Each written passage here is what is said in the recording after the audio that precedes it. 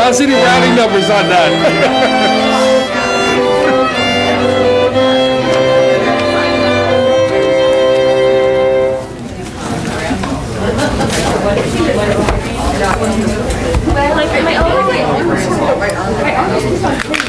I know, one of my I was like, yeah. I just Are we doing, we're not doing anything. Yeah. Oh, yeah. And then just let me know when you're next slide. Okay. I'll just give you a nod or Hey, how are you? What's going on? Oh, wow. Congratulations. For both of you. Well, I'm not retired. Well, yeah. I'm not retiring yet. Well, fine. What are you asking? Where are you? I was in the Freaky Peas. Yeah.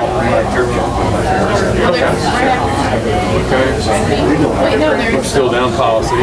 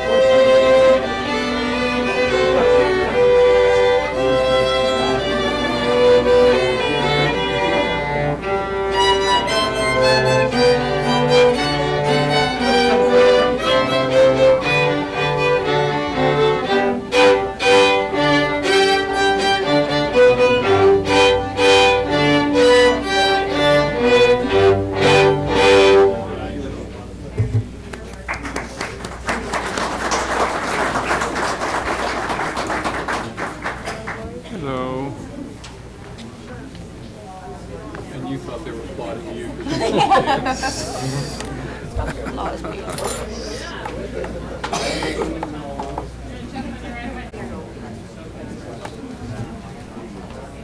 What is this?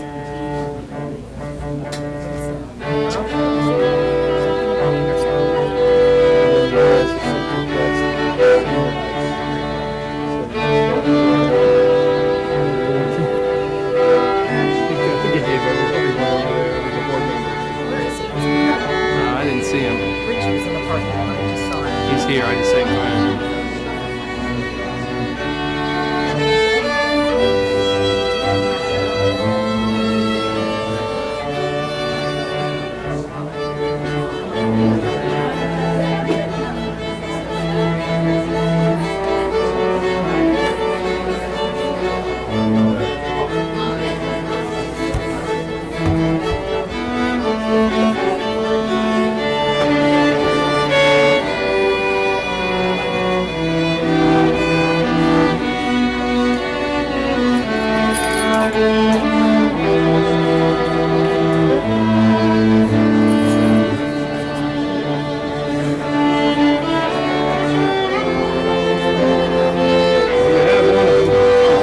Friend on the right, that's Sam on the left.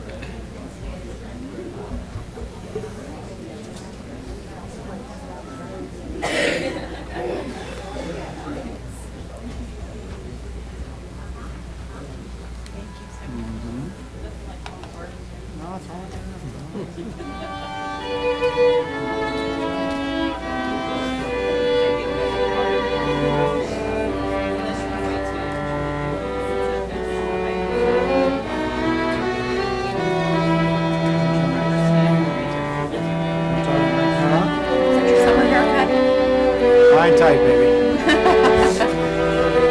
That's my Rick Tepfer look-alike. Just put a little gray, touch of gray in just to...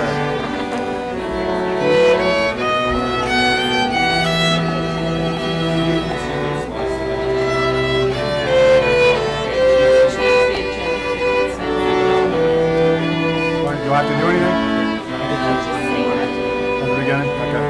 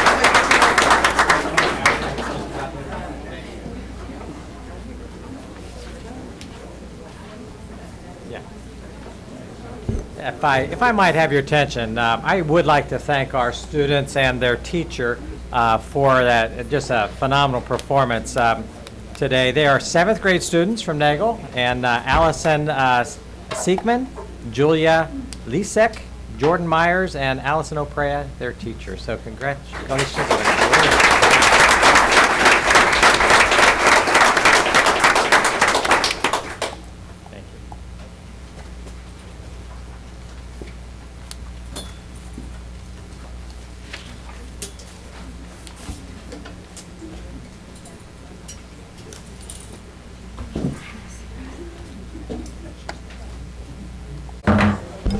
I'd like to call this regular board meeting, May 20th, 2013 to order. Roll call, Mr. Tepper. Mrs. Bissinger? Here. Mr. Fruman? Here. Mrs. Hubner? Here. Mr. Smith? Here. Dr. Heiss? Here. Please join me for the Pledge of Allegiance.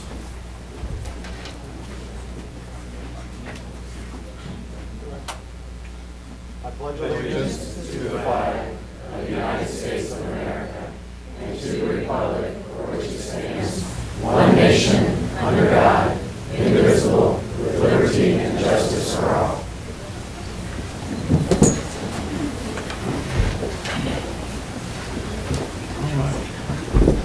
I'd like to thank everyone for coming. I had a comment about the seats being not flotation devices, but half of us are sitting on the floor anyway. So we do have 3 exits, all to your right, and we have 1 exit in the front to the left. Can I get a motion to adopt the agenda? So moved. It should be known that we're doing consent agenda 11.1 through 15.3. Mr. Tepfer? Mrs. Bissinger? Yes. Mr. Fruman? Yes. Mrs. Hubner? Yes. Mr. Smith? Yes. Dr. Heiss? Yes. Moving on to approval of minutes for last month's board meeting, or the Education Policy Committee meeting on April 17th, 2013.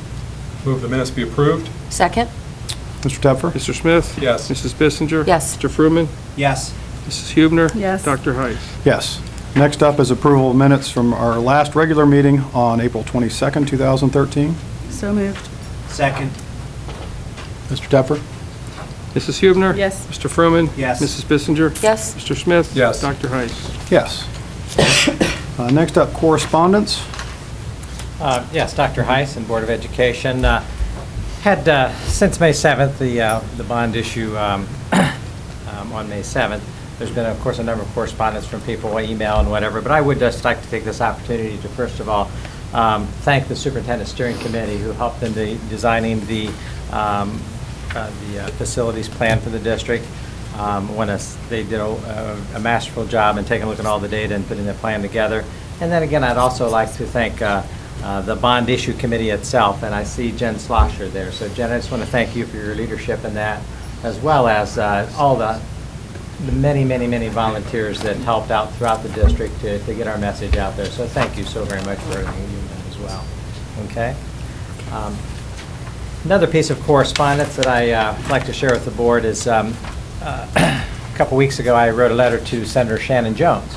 And Shannon Jones in regards to the ever-increasing legislation and changes that could be upon us in regards to the increased voucher programs. She called me late last week and had a very pleasant conversation with Senator Jones, and basically understands our position, and she's going to take some of that information that we shared back with her to the Senate, State Senate. And one last piece of correspondence. Ray Johnson provided to me recently some correspondence from the Energy Alliance. I'd like to invite Ray up to talk a little bit about that and share some of our visitors here. Thank you, Dallas. 2 years ago this month, as we were planning some of our ongoing energy efficient projects, we met with this team. It was Bob Vanderwood, myself, and Brad Modes back here from Modes Engineering. And we were looking, as we always try to do, to find ways of doing more with less, or looking for other resources. And Brad introduced us to the folks of the Greater Cincinnati Energy Alliance. And so what we did is we took them up on their offer. We brought them in, had them do energy audits of 2 of our larger buildings that consume quite a bit of electricity, Nagel and Turpin. And we took on some energy projects, and we utilized some of the funding they provided. And so I'd like to introduce Andrew Holshauser with the Energy Alliance. And as I told him and his guest, we were expecting a crowd of 3 or 4 people. You guys heard they were going to be here, so that's why everybody's here. But Andrew, the floor is yours. Appreciate it. Well, thank you all for coming out to see just our presentation. This is really an honor. But in all honesty, we appreciate you welcoming us into your schools. We've had, over the last several months or couple of years, a lot of really good success in doing projects. My colleague Chris will talk a little bit more about that in detail, and we'll have a little bit of a presentation. But it's not only been in your schools, but it's been in the classrooms that go beyond just the savings on electricity. And so it's been a really great project, I think, for the kids as well.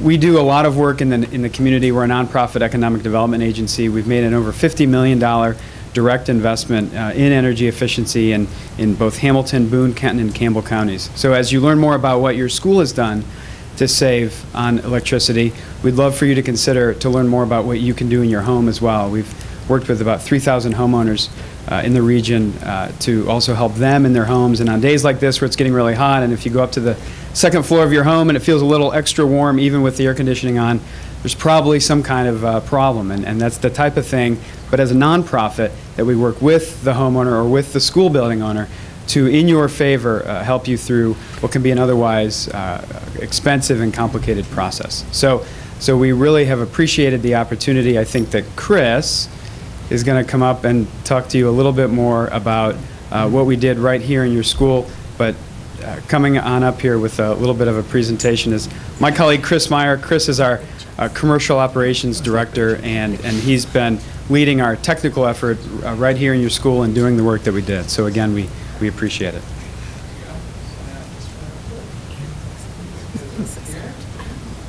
All right. So, I'm Chris Meyer with the Commercial Operations Director for the Greater Cincinnati Energy Alliance. I work with Andy, and we helped fund improvements to the different schools. Some of those specific improvements include variable frequency drives, which are part of the HVAC system. One of the things that allows us to recover a lot of money, recover energy, and energy is money, is improving technology. So we put these variable frequency drives into the HVAC system, and they are smart motors. Similar to how your phone's gotten a lot smarter. Well, these smart motors can respond to demand, so they don't run at a continuous speed. When it's hot, they run faster. When it's cold, they slow down because they're not needed. And that variable frequency allows you to save 35 to 50% of the electricity cost.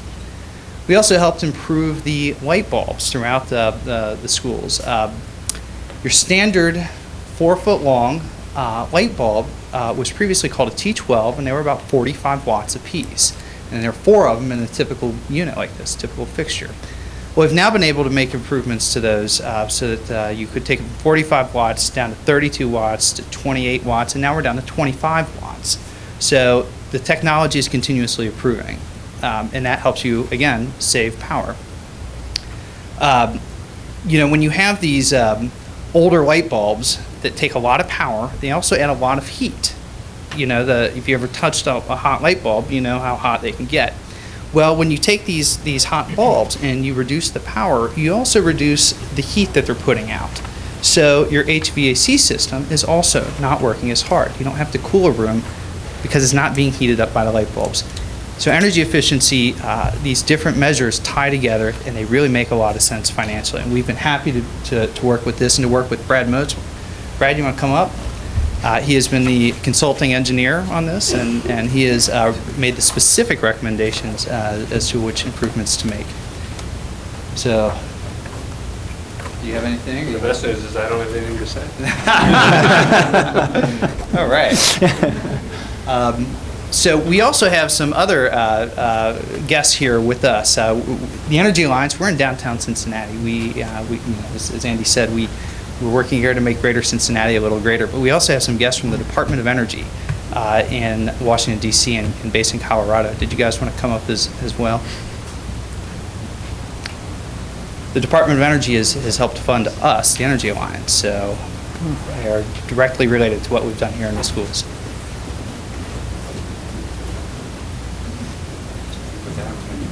hand over the check, and again, appreciate the partnership. Should we come out front here? Check is yours. They already have a letter.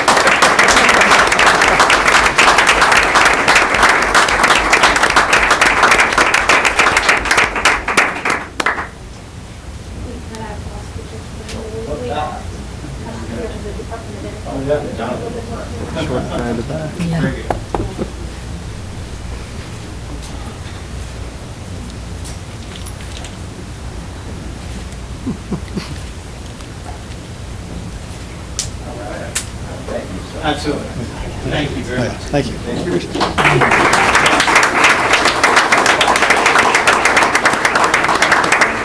very much.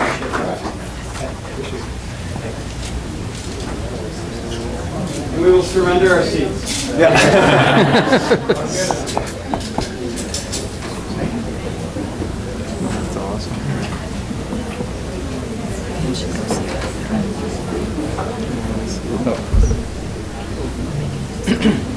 So I think it goes without saying, but gigantic checks are always welcome. We'll pause for a second. If people on the floor, we're moving over. Okay, we have now 6 or 7 seats available. Yeah, and Dr. Heiss, again, just to reiterate that over $33,000 from the Energy Alliance to our school system for these particular upgrades, and in the whole process of that, we're going to be saving money along the way, so that's very good. Oh, that's wonderful. Okay, any correspondence with the treasurer, board? All right, next up, procedures for public commentary. The regular meetings of the Board of Education are not public meetings, but meetings held in public. We do welcome comments. If anyone would like to address the board, we have wonderful green cards up front here. Just ask for a card and then they'll bring it up and we will call you when that time comes. It's like they want one in the back. Maybe. Okay. Next up, again, the best part of every meeting, candidate for graduation. Peggy Johnson. That's going to be my Or perhaps. I'll be standing in for Peggy Johnson. She has senior awards, so I will do my best. I recommend a motion to be approved for the granting of a high school diploma to the following student who has completed all requirements for a diploma from Turpin High School, and that is Matthew James Lawson. Matthew here.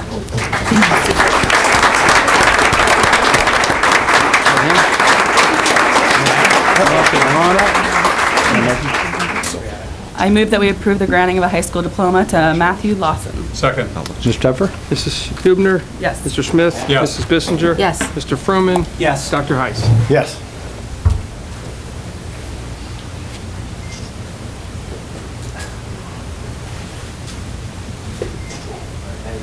You gotta walk now.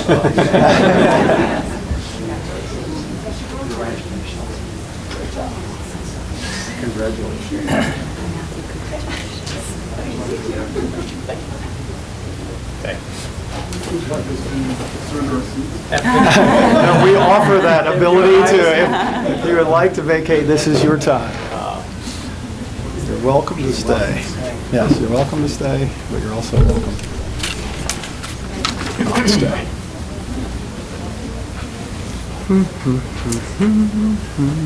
Okay, next up, commendations and recognitions. Dr. Jackson? Yes, I'm going to go up to the microphone here. First of all, it's indeed an honor and a privilege to recognize 3 business partners within our district that work very closely with the Forest Hill Schools. Now, to be honest with you, we have hundreds of business partners in our area that do so much for our district, and I'm not sure that we could even begin to thank them if we even tried, and I couldn't even begin to even list all of them. But there are 3 tonight that I do want to recognize, and this is a OSBA Business Honor Roll, Ohio School Board Association. Every year honors a couple, 3 businesses in the area. Tonight we recognize 3 of those many businesses partners who, through their various contributions, provide different authentic learning opportunities. And that's what kind of distinguishes them this year a little bit from all of the rest, or some of the rest, in regards to is the extraordinary efforts that they provide to the education community, which is our high schools and our middle schools and our elementaries. So with that said, tonight, we are going to be honoring Mercy Health. Is anyone from Mercy Health here? Is Dr. Fagans? There he is. Come on in. Right outside the door. I'd like to just mention a little bit in regarding Mercy Health, and then Dr. Fagans talk a little bit more. But briefly, Mercy Health expanded its Medical Explorers program this year from the past. They've done the Medical Explorers in the past as well. They've expanded it to 25 currently high school students across our district, giving them that firsthand opportunity to gain a knowledge of the inner workings of the hospital. Along with that, this year, they also expanded their partnership into what I like real authentic learning, and that is in regards to a program they did at the middle school. And I'll let Dr. Fagans talk a little bit more about that program, but it really involves several middle school students in a math project. So, Dr. Fagans? Well, it's a great pleasure to be here, and it was a great fun to be part of the 8th grade Encore math class at Nagel Middle School. Amanda Hanley is the teacher who's standing outside in the secret area.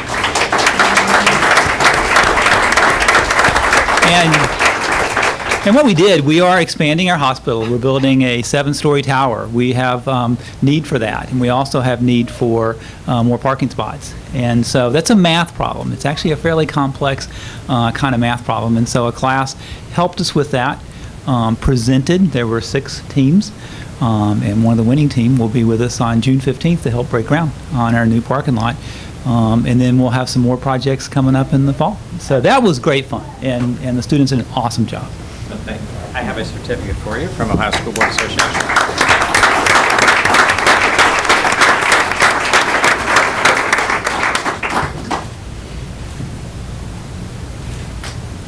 Thank you.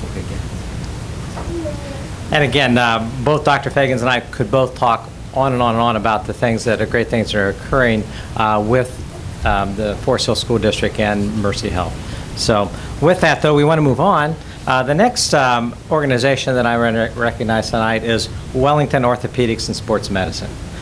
Lisa Sweeterman. I know, there you are. Lisa, come on up.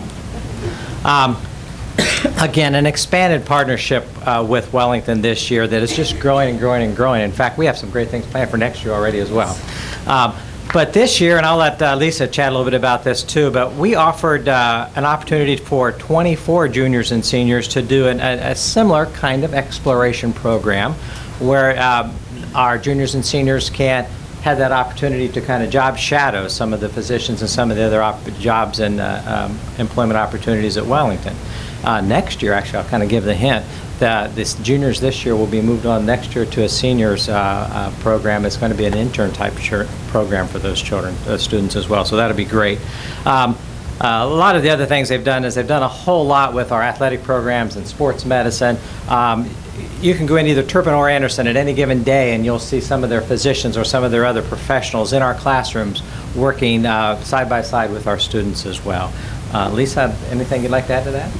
Well, thank you, Dr. Jackson. We just appreciate the opportunity to not only provide athletic trainers and physicians to the school and the sports programs, but we also have been invited into the classrooms this year, and that's been an honor for us. We came in and we did some talks about injury stuff, and we did some physics talks about power, and we continue to strive to be in your classrooms, but to also bring your students to our facility and learn about some of the professions of sports medicine, and hopefully allow them to kind of get a jump start on what they want to do in their careers. So thank you.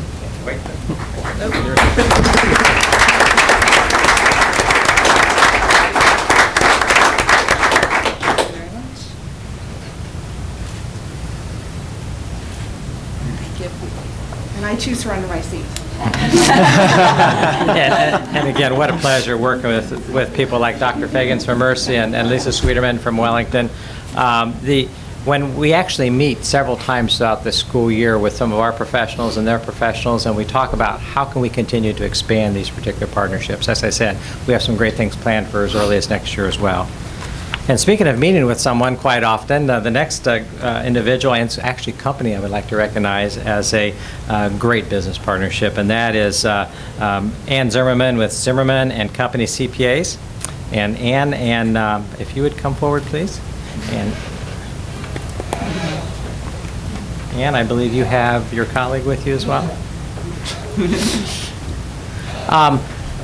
First of all, the things that Ann and her company does for the schools as far as getting in those classrooms and working with our children is phenomenal. She's been involved in so many things. She's really supported through her efforts through the Chamber, the 40 developmental assets that we have in our district, as well as now beginning a member on a committee that's actually trying to expand our community partnerships even further and further. But what we really want to recognize her for is an expanded activity that she did this year, and that is in regards to bringing over 50 members from her profession, CPAs, bankers, and thus from our community to meet with many of our elementary students in several of our buildings to talk about basically mathematics. And I'm going to let Ann share a little bit about that program. Okay. Thank you. We actually had a lot of fun doing it. It's called CPAs in the Classroom, and we did it in November. We're going to do it again this November, so if there's anybody in the financial industry that wants to help, let us know. And we hit all the schools this year, and we're able to play an accounting game with them. I think the most fun thing is we are doing this community engagement committee, and we're trying to create a database of all the businesses in the area that would like to be a resource to the schools so that the teachers can drive that through their curriculum instead of us saying, well, what do we do to help, when the teachers are working on something that fits with the curriculum and they'd like to bring somebody in. Hopefully we'll have this database available for them that says, oh, these guys will help with that. So wish us luck. And Emily, our general manager, Emily Marsh. Emily, thank you so much for everything you've done as well. So if you would. Okay. Emily.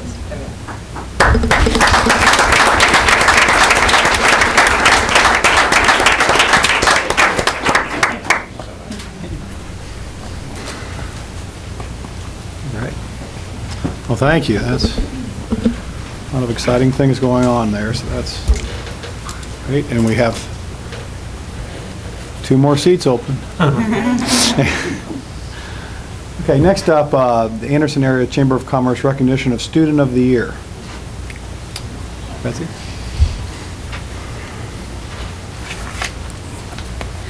On Wednesday, May 8th, Anderson Area Chamber of Commerce recognized our student nomination for Erica Ladrigan from Anderson High School as our Student of the Year. And I don't believe Erica is here this evening, but just to be sure, is she here? If it's all right, I'd like to share her nomination. It's an outstanding nomination, so you kind of see why she was selected. Erica is bright, caring, compassionate, and humble. Those are the first words that come to mind when we think of her. Few young people have the strength of character that Erica has demonstrated. What sets her apart is a mature concern for the welfare of others and a willingness to build our future.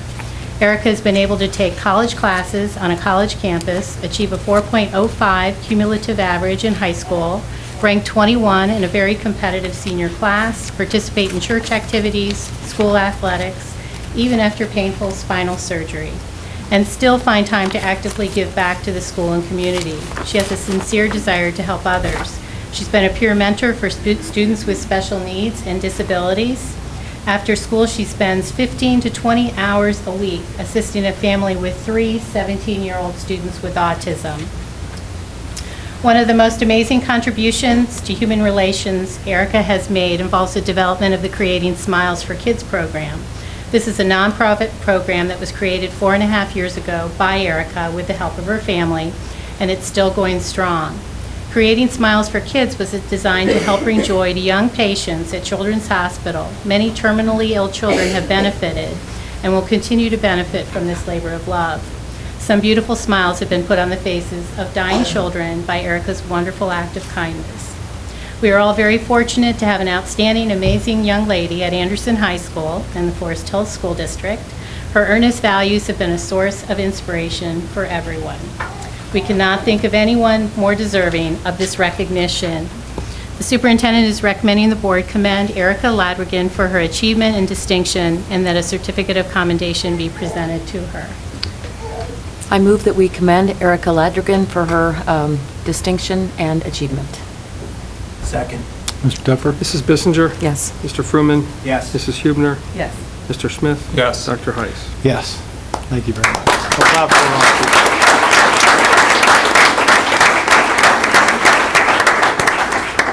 And if I may, while Betsy's getting ready for the next one, at the Anderson Award ceremony, where Erica was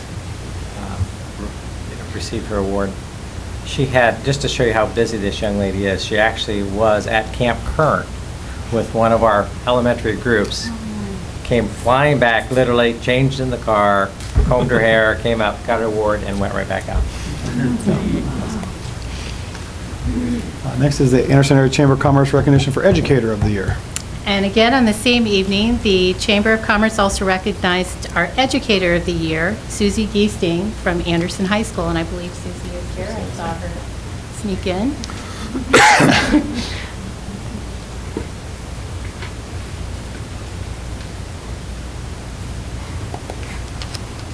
And I'm going to just share a few things from her nomination as well. Susie has been seen going out of her way to meet the needs of her students. It is hard to put into words everything she does for the love of her students. Just a snapshot of what she does. Every day, she comes and tries to give her students the best day ever. She teaches students with significant needs. We have seen her painting, cleaning, redesigning her classroom to make it a special place for her students. She goes out of her way to meet the needs of her students and make them smile, and I can attest to that. She advocates for her students not only at school, but for the parents of her students as well. She goes to their homes to support the families when it has been needed. She has given student opportunities to be peer partners in her class. She gives college-bound students an opportunity to know what it means to help others. Susie has dedicated her personal time to helping her families. She has brought the students and staff of our school together. She has supported fundraising efforts, school and community-wide, for 2 of her students. This has been a real all-school project that Susie has given of herself. She has helped bring to light how, as a school, the teachers and students can come together to help one another. This is a woman that has truly been dedicated to the students of Anderson High School and the Forest Hill School District. She has touched more lives than many will ever realize. She embodies dedication, empathy, determination to help not only her students, but their families as well. Susie truly deserves to be the Educator of the Year. Congratulations.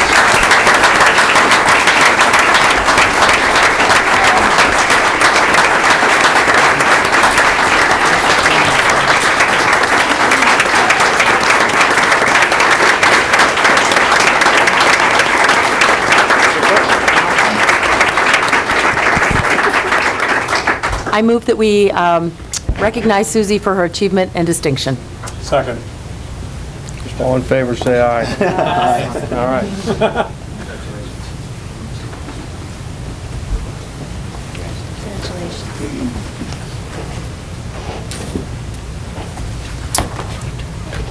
Okay, next is the Hamilton County Education Foundation Celebrate Excellence Educator Recognition. This Friday, May 24th, Hamilton County Education Foundation will host a Celebrate Excellence Educator Recognition breakfast to honor excellence in public education in Hamilton County.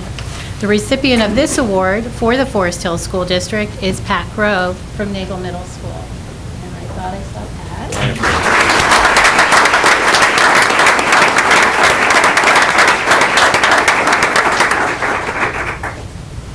And I'm going to steal a little bit of her nomination to share as well. Pat is an exceptionally dedicated, knowledgeable, and skilled teacher who has been a teacher leader in the Forest Hill School District since 1978. She has had the respect and admiration of students, parents, colleagues, and community members because she gives so much on behalf of her students.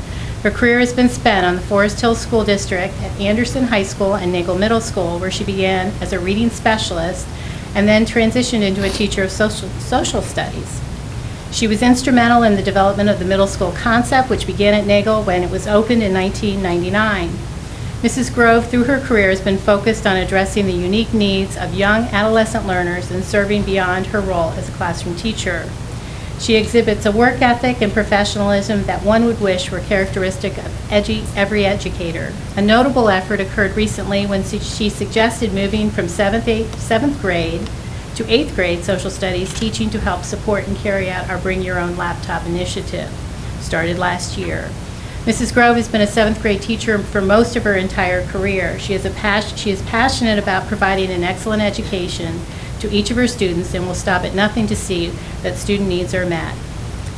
For Pat, this means spending time with students beyond the school day, buying school supplies for lunch for students in need, and creating a warm classroom environment where every student feels accepted and is willing to take risks.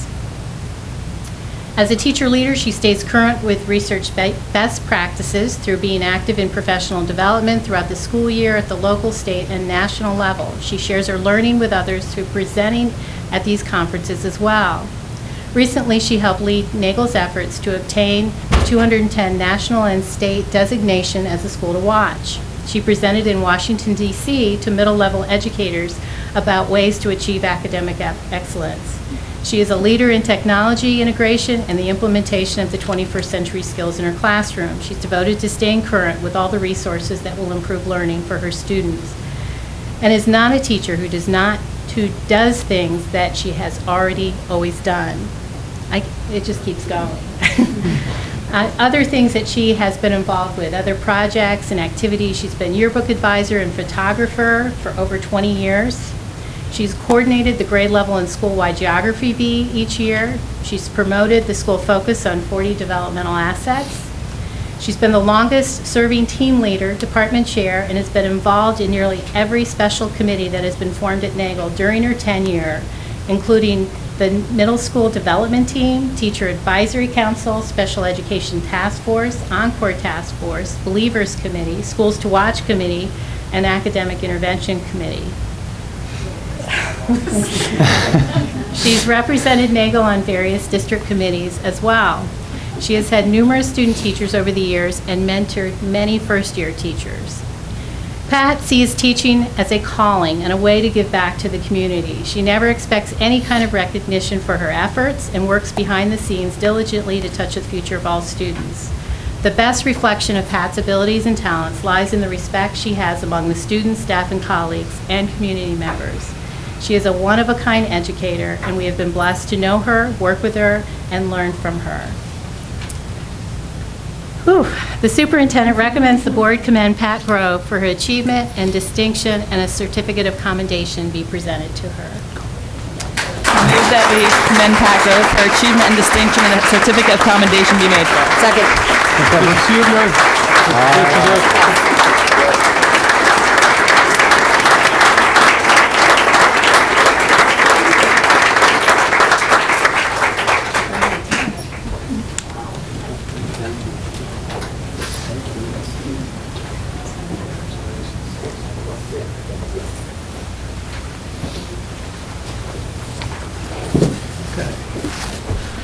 Next, recognition of 2012-2013 retirees.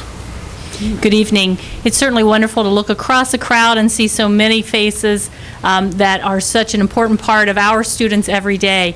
Unfortunately, some of those folks are deciding to retire and move on to the next phase of their life, and we're certainly going to miss them in our classrooms with our students. And so every year, I always read the same little poem. It's very short, but I think it says a lot about what we do and who we are as educators, regardless of your role in the classroom, on the school bus, in the cafeteria, in the administration office, wherever you're at. It's called 100 Years From Now.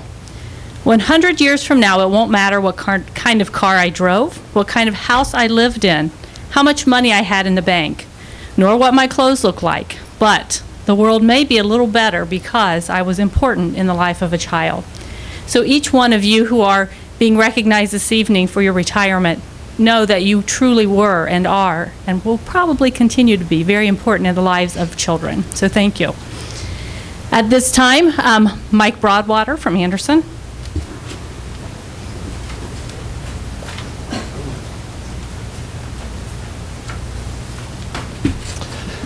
Good evening. My first candidate for graduation from Anderson High School is Chris Curry. Chris, come on up.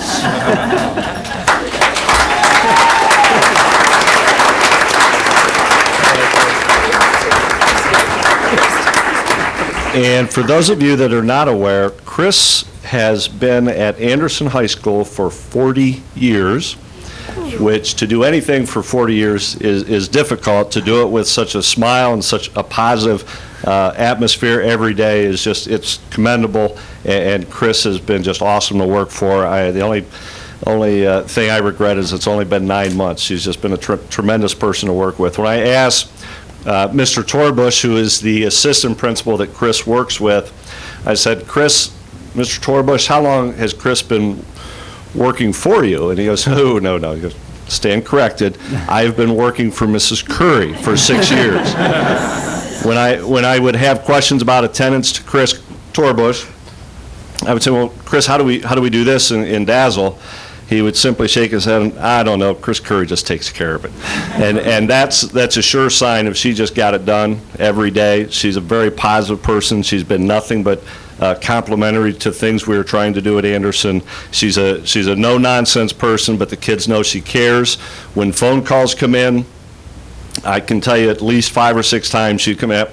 That was him trying to call himself in. His father did it 20 years ago. He's trying to do it now. But she was right. So you can replace principals, you can replace assistant principals. You cannot replace administrative secretaries that have been there for 40 years and just got the job done. And it's very commendable for what she has done.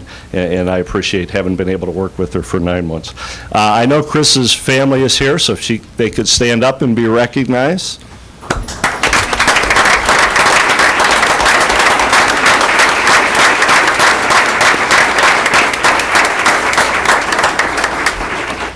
And this is Chris Curry. I can tell you that working with Chris, this is probably the best attendance I've had this year because she scared me. But is that right? Wow. Congratulations, and we will miss you.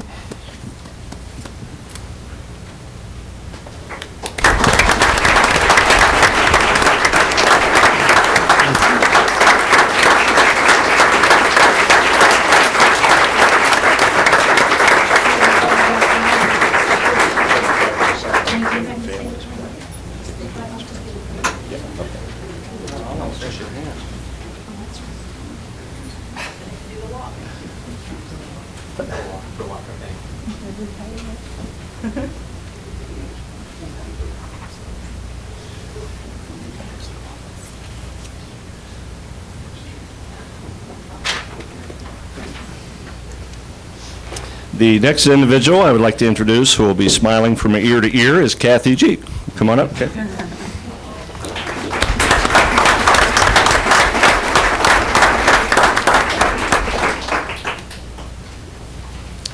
And I'm going to read a little bit of a bio with Kathy. Kathy attended the University of Cincinnati, and she graduated in March of 1972 with a bachelor's in math, Bachelor of Arts in Math, Bachelor of Science in Education, and started teaching at Glen Estee High School, where she taught through May of 1974 when she resigned after the birth of her first child. She's the one taking the picture. She then, so she took a little bit of time off, resumed teaching in October of 1975 in the Western Brown School District, where she taught remedial math at Mount Orab Elementary and Middle School. She resigned again at the end of that school year due to the birth of their second child. Taking video. All right. And after that, while she didn't formally teach, she did a lot of work outside of the house as far as volunteer work for her church and community, gave music lessons, piano and guitar, and I got to see Kathy play the piano at our academic pep rally, and she did a great job. She also had 2 more children, and then with that, she then moved to Anderson High School, and Kathy was at Anderson High School for 29 years, is that right? 30. First year was a long-term sub, so I guess that doesn't count the same. We'll give you 30. So I can tell you, the short time I've been with Kathy, Kathy is somebody who believes teaching is a profession. Just walking through the hallways today, it was a little toasty in the second floor in Anderson today, and Kathy was up teaching her kids and up to the last day. And that's what I will remember about Kathy, is she's just a true professional who cares about kids. And the story I have as far as what we did at Anderson, we did a Be the Difference Day, which was basically character education. We had about 200 students, about 30 staff members. Kathy was one, and Kathy can be somewhat stoic and doesn't like attention brought to her, and that's the way most teachers are. But the first game that we played was a little bit of an icebreaker where we played tag. The kids are running around, and if you got tagged, the only way you would have to freeze. The only way you'd be unfrozen is if somebody would dive between your legs. So well, I'm not sure Kathy's going to enjoy this. So as the kids are doing it, I look over and I see Kathy just diving through a student's legs. I went, well, that's pretty cool. It's not her comfort zone, but she knew it was good for kids, and she did it. And I think that's probably a testament to her character. So, Kathy, congratulations and best wishes.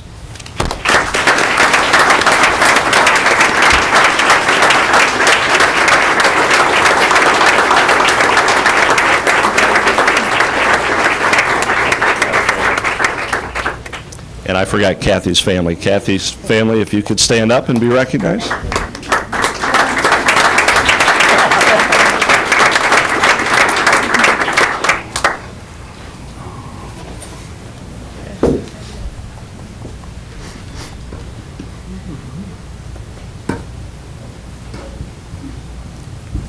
At this time, as you have already heard, Peggy Johnson is not going to be with us this evening. However, she does have two retirees, and I don't believe either are here. Diane Bowling with 17 years of service. Diane. And June Van Dyke with 9 years of service. Although they're not with us this evening, let's still give them a round of applause.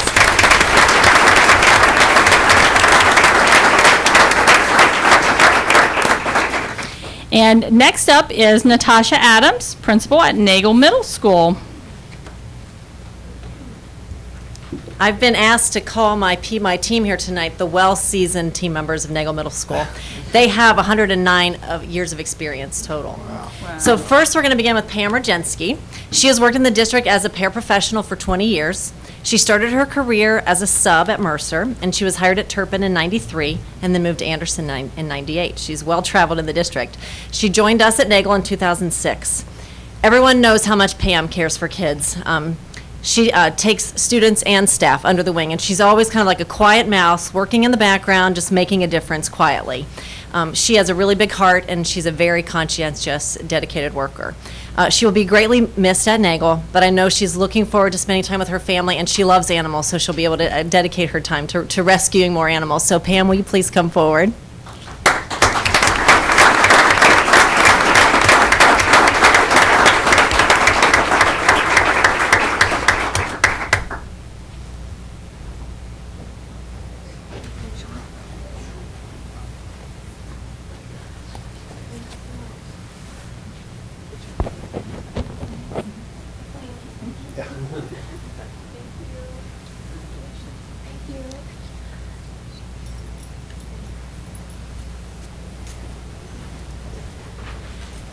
Tony Valerius has been in education for over 36 years. He's called Forest Hills his home the last 16. And he began his time at Mercer Elementary, started as an assistant principal there, and then he moved to Nagel as a case coordinator in 2002, and he's finished up his career back in the trenches as an intervention specialist as part of the teams. When I first became an assistant, he was in the main office, and so he was often showing me the ropes and spending lots of extra time after school helping me feel good about my decisions in special education and helping me kind of grow up in administration. He is a staff member that you can always count on. Tony is always there, again, kind of quietly in the background, just always doing what he's asked to do and taking care of kids. He's very thoughtful, and he is one who just makes a difference in the kids' lives. The kids who really struggle, he invests a lot of time in them. I know that he is looking forward to retirement. He's going to be taking good care of his wife, who recently had a big surgery.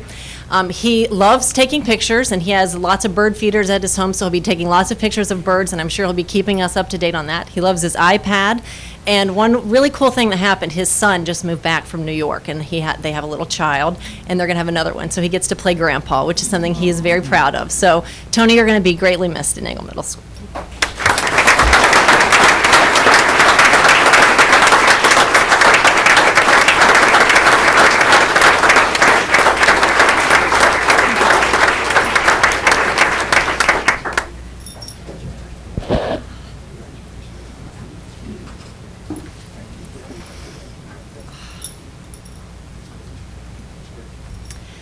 Becky Holdhouse is not with us tonight. She doesn't like moments like this. So I'm going to be fair to her and just say a moment, because she'll be mad at me if I say more than that. But she is an amazing educator. She, just her mind is absolutely amazing. And anybody who spends any time with her is really a better person, and because of it. She has many touches at Nagle Middle School, visually especially, and so she will always be remembered there for that. And I'm sorry to be so emotional. This is just hard for me tonight. And Betsy took away a lot of my thunder by talking about Pat, because those are my words that I poured into those recommendations for Pat. She has been an educator for 35 years. She began her career at IHM and then moved to Anderson and then on to Nagle for the big journey in 1999. And she was one of those brave high school teachers who began a pilot, really, of a middle school right inside of Anderson High School. Pat and I taught in this very room several years ago, trying to figure out what the middle school plan was going to be all about. And so she's always been behind the scenes as a believer in what is best for middle school kids. I'm sorry, I really am. Her students really feel like she brings history alive. She doesn't expect them to sit there and get it. She makes them roll up their sleeves and get invested, and the students say, well, she really makes us think. And she's really passionate about that and helping them develop in service learning opportunities, and she really is just an absolute role model. Over the years, she's been recognized as a PTA Teacher of the Year and Friend of Children, and truthfully, this is amazing. Over the last 2 years, this has been the biggest. She has been recognized as the Educator of the Year for the American Legion. As was mentioned earlier, she is the Hamilton County Educational Foundation Teacher of the Year. And this is my favorite. I'm so excited about this. She was the Ohio Middle Level Educator of the Year this past year. And so it's been an awesome journey. And what I admire so much about Pat is that she's gotten these recognitions which are so special, and yet when she stands up and talks about it, she talks about everybody else in the room but herself. She talks about all the wonderful students that we have in Forest Hills and all the educators who are on her, who service her colleagues. I personally will never forget the impact she's had on me. When I came back to Anderson as a teacher, not as a student, she was one of the only people that didn't know me, and as a student. And she met me at the top of the stairs, took me under her arms, where I've stayed all this time. So I'm so thankful for having such an amazing educator in my life, so that I could follow and emulate her. And I know she has invested in me and so many people, so many children, and so many other faculty and staff. So she's a special lady. And so tonight, Pat, we'd like to recognize you and say goodbye to you at Nagle Middle School.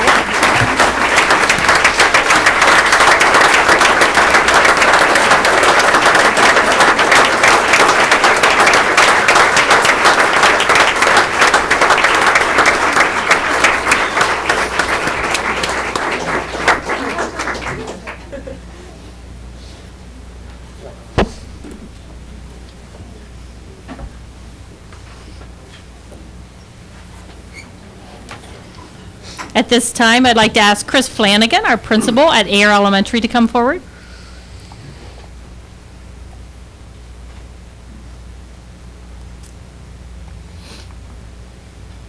Ooh, I was feeling good about things till Natasha went. I'd like to introduce, with great honor, Kathy Kirstein, who is retiring after 40 years of teaching, 36 years at Ayer Elementary. Wow. And talking to some of her colleagues today. Incredibly dedicated, and her ability to make kids understand kept coming forward. We have teachers and parents who had Kathy as a teacher, and now their children are in the classroom. And to see that lineage and just see people just admiring everything she does and what she's done for their families is amazing. Kathy goes above and beyond, attends community events. She's extremely generous with her time and her cooking ability, which she has shared with us this year. I can't express enough her profound effect on the students, parents, and teachers in the AIR community. I drove to work this morning, and I did not stop at a local coffee shop because I knew the coffee was made at AIR, and that's what she does. She makes the coffee. She taught me this year how to make ice. She does so many things in our building that go without notice, and the right way. I've only known Kathy for the last 9 months, but it's been an absolute honor and a privilege to get to work with her this school year. She will continue to educate and serve through her work with swimmers in the area, both in teaching and monitoring of swim meets. And there's not a finer teacher at AIR than Kathy Kirsten.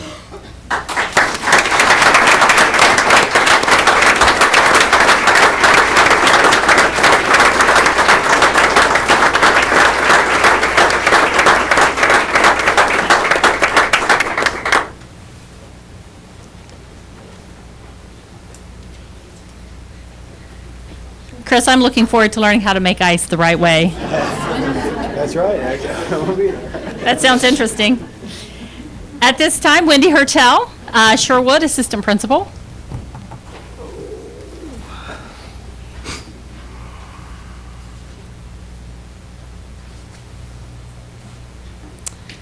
Deborah Simpson has been a teacher and a media specialist at Sherwood Elementary for 26 years. Unfortunately, she couldn't be with us here today, but that does not minimize how much we will miss her in the wood. Due to our open classroom environment, Deborah is not only physically the center and the heart of our building, but she has also been the person that people go to for support and guidance. Deborah treats every small interaction with another person as an opportunity to be a positive impact. She's always the first to ask, "How can I help?" And she never hesitates to jump in and to work towards a solution.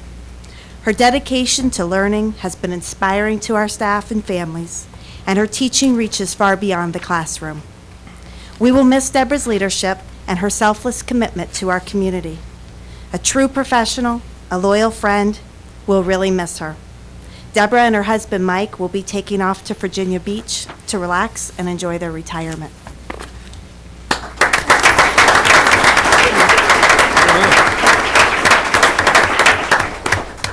Mr. Bob Buck, Principal at Wilson Elementary.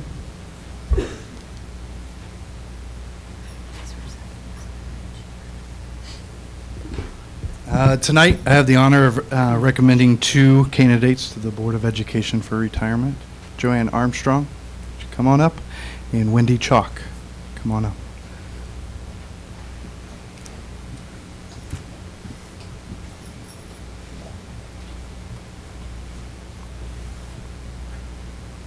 Don't start already.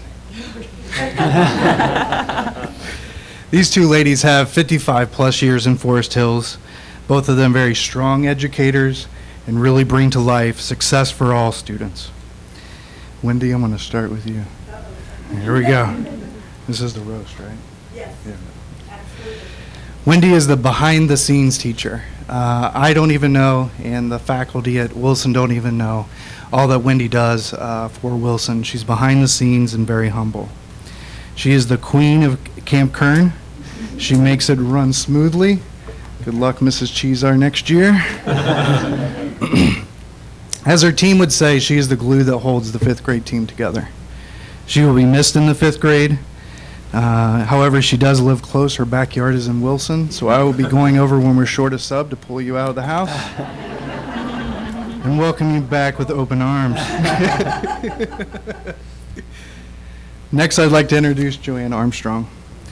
Joanne Armstrong is exactly that, strong. She's strong in the classroom, and she is the queen of differentiation. When you walk into her modular, you will see her working with a group of students, and you'll also see students working at their levels, and she challenges each one of them every day. The 4th grade team comments that she makes fourth grade memorable for all fourth graders.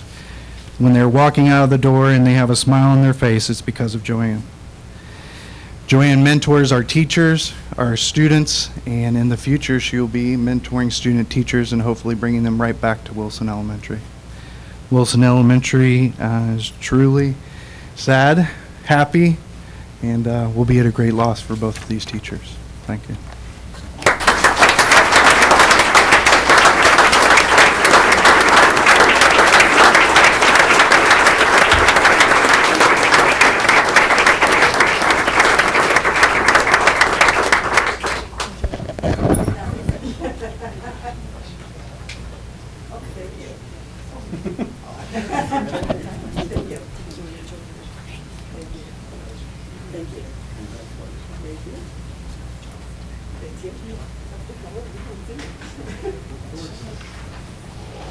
Superintendent of Schools, Dr. Jackson.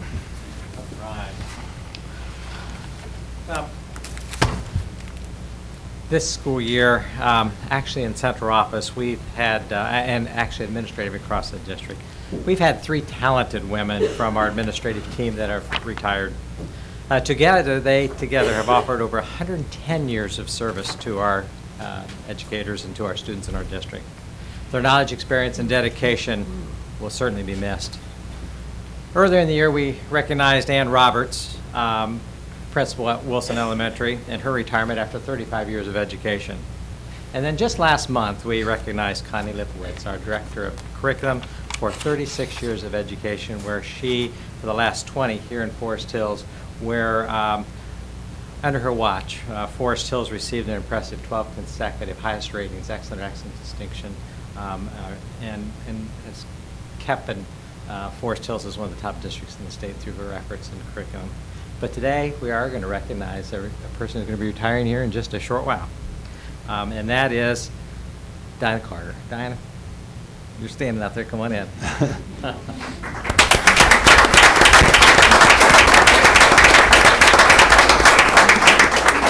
Diana's been in education for 39 years. For the past 17 here in Forest Hills. This year, Diana served as the district programs administrator, where she took the initiative and lead on a number of different programs and moving them forward. I appreciate that so much. For 9 years, she was the principal at Anderson High School, and prior to that, she was the assistant principal at Anderson High School. You've probably not done this, and I haven't either, but think of all the lives that you've touched just as principal in Forest Hills over those years. So, Diana, congratulations. It has really, truly been a pleasure working with you.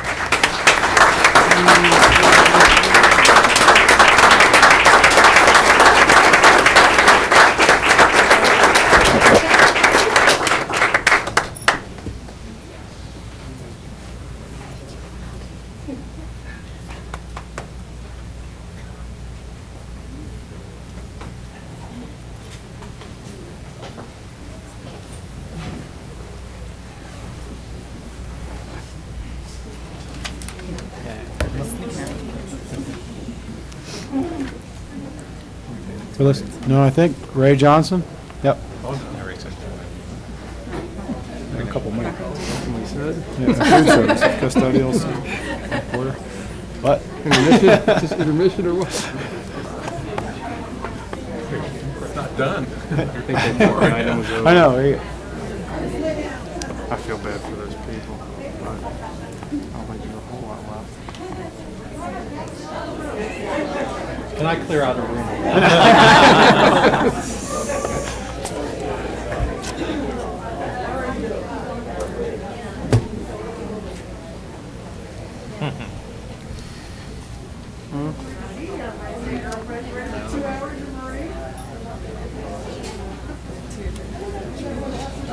Well, it's my pleasure to recognize Nick Booter. Nick was a custodian. Yep. Nick was a custodian at Turpin High School. He came on as a sub and worked there for 13 years. And I think Nick pretty well embodied what we on the operational side like to think of ourselves when it comes to being a part of the educational environment. Nick went about his job, entered into his job very quietly, went about doing his job very quietly. I think in the 11 years I knew him, he probably didn't say more than 6 words to me. And most of the time, it was just I got the nod. And I know he's not here because I see one gentleman in a hat, and I know that's not Nick, but I never saw him without his hat either. But you know, Nick went about and did his job and worked for the best interest of kids of the Forest Hills School District for 13 years. So I just want to say thank you, Nick, for everything that you brought to us.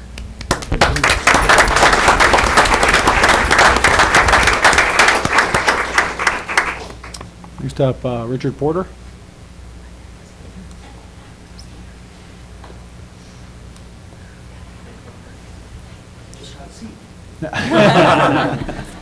I'd like to recognize Jim Sedgwick.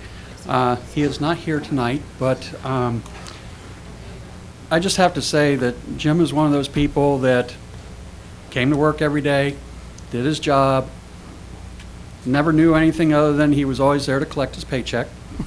On a personal note, I spent about the last 9 years with Jim telling me that he could beat me in a game of 8-ball. Maybe we'll find that out now. But, didn't want to give him that opportunity while he was working. So anyway, just want to thank Jim for over 23 years of school bus driving for the district. Thank you.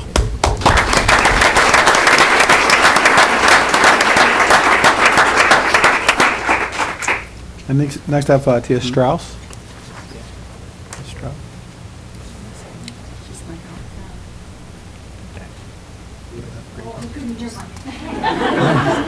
There's so many good seats filled.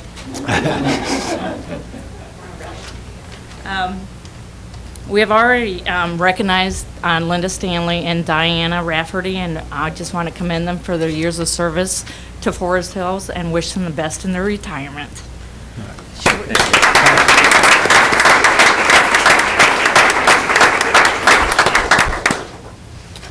All right, well, thank everyone for obviously all these years of service. It's truly a special community, and you can see that here tonight. Next up is public commentary. We have one green card. Okay. Scott Peters?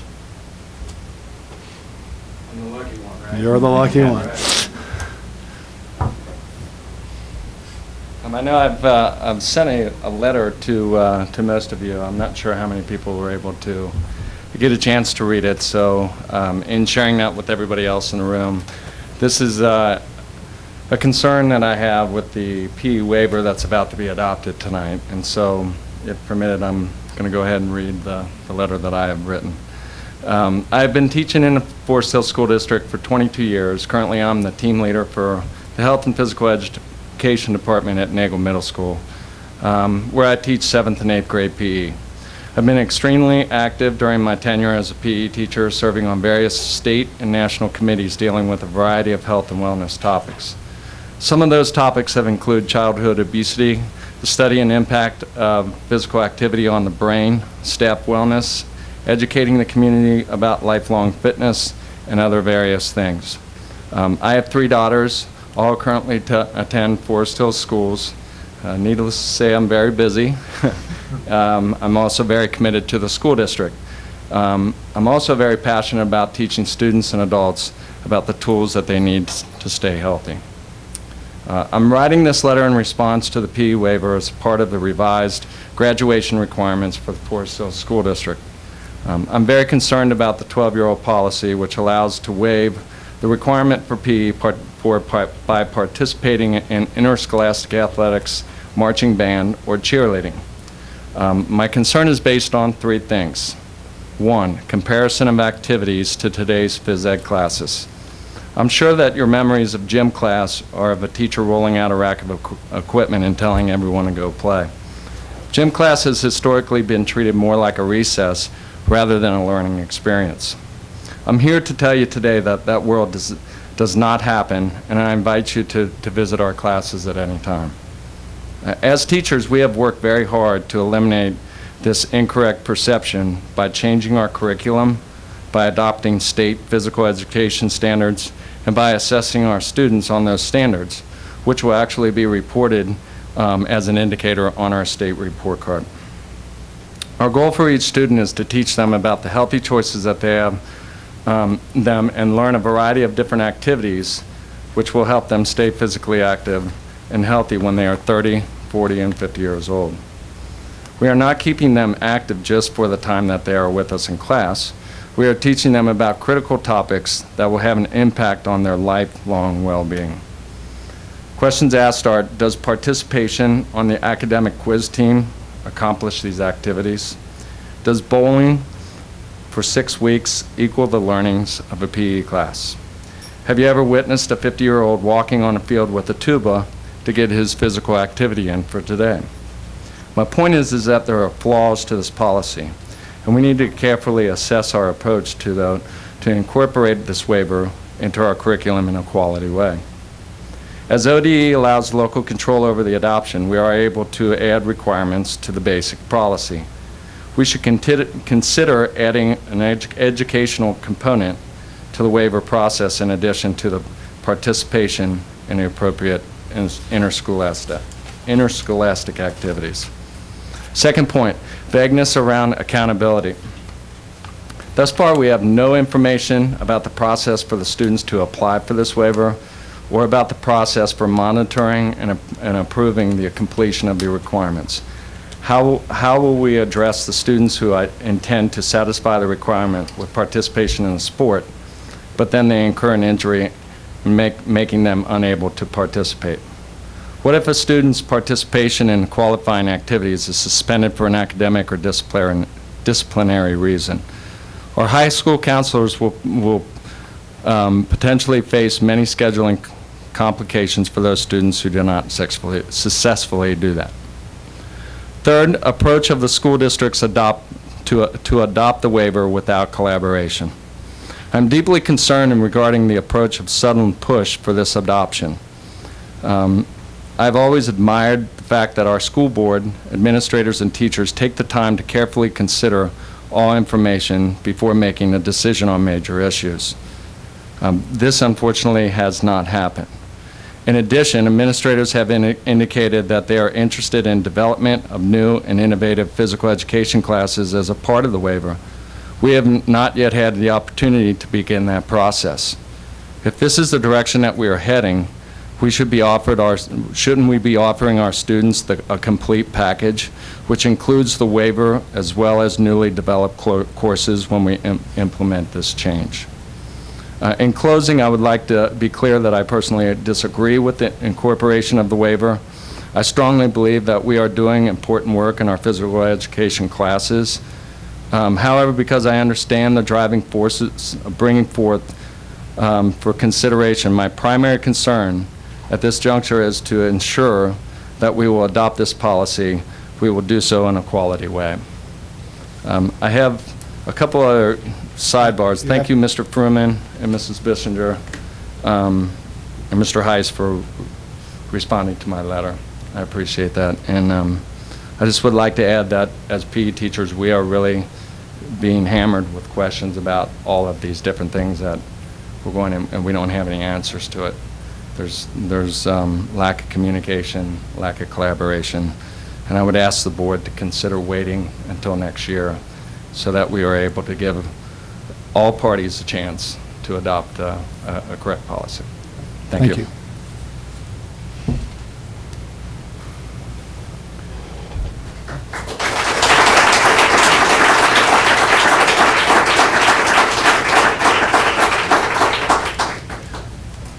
Next up, candidates for graduation, class of 2013. Mr. Broadwater. Mike. Things like that. You're up.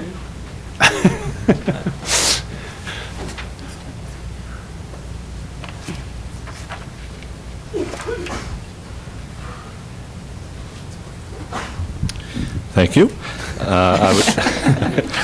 I would like to recommend a motion to approve the granting of diplomas to the candidates listed in the attachments and any students who enroll in Anderson or Turpin High Schools after this date, subject to their meeting requirements as noted for graduation. Anderson High School, the 2013 candidates for graduation from Anderson High School are submitted to the Board of Education for approval, subject to each student's meeting the requirements as set forth by the Forest Hills Board of Education.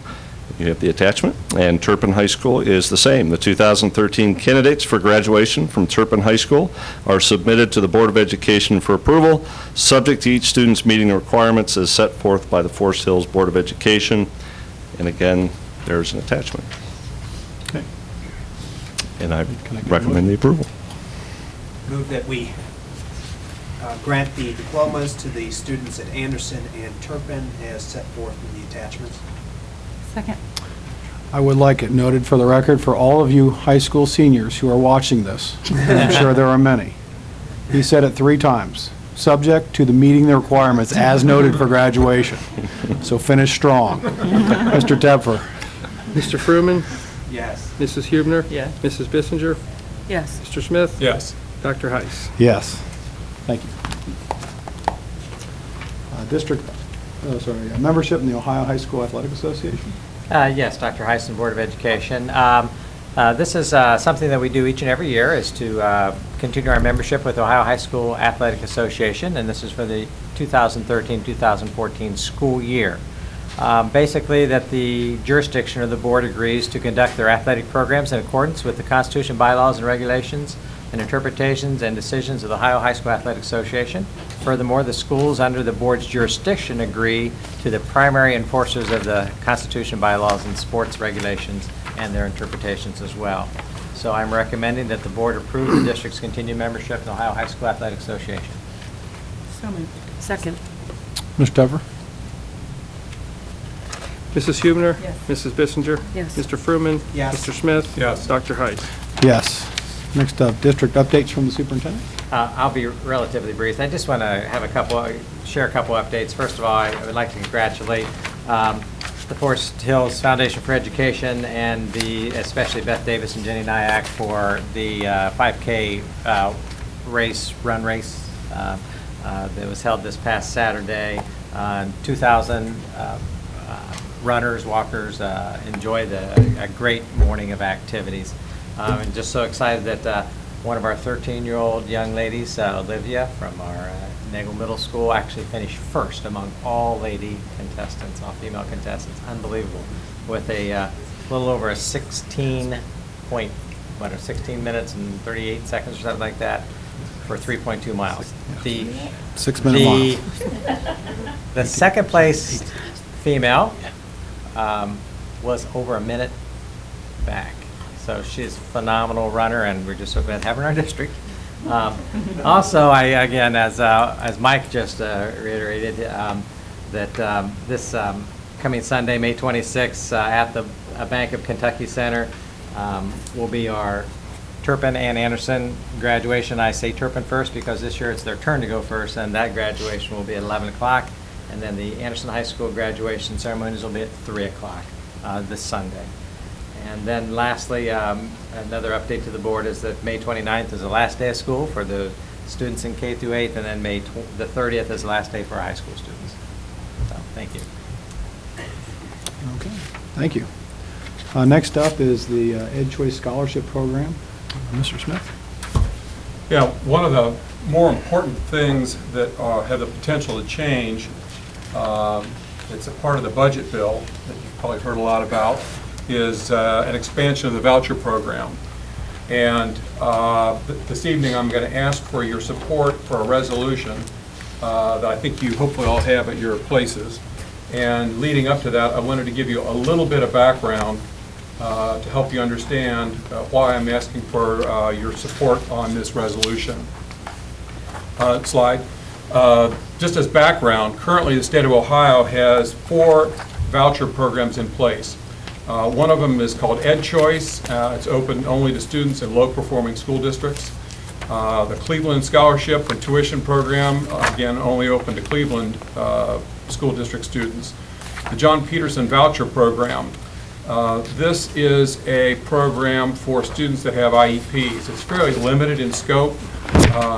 We only have about 20 students who participate in that. And when I say we, I shouldn't say we. It's students who reside in the Forest Hills School District who are using that program. They're actually not a part of the Forest Hills School District. The 4th program is an Autism Voucher Program. Again, 8 students in this area are participating in that in some way. Those are existing programs. I think they started about 10 years ago, and it's been expanding somewhat. This year, slide, there's a proposal to expand dramatically the Ed Choice program.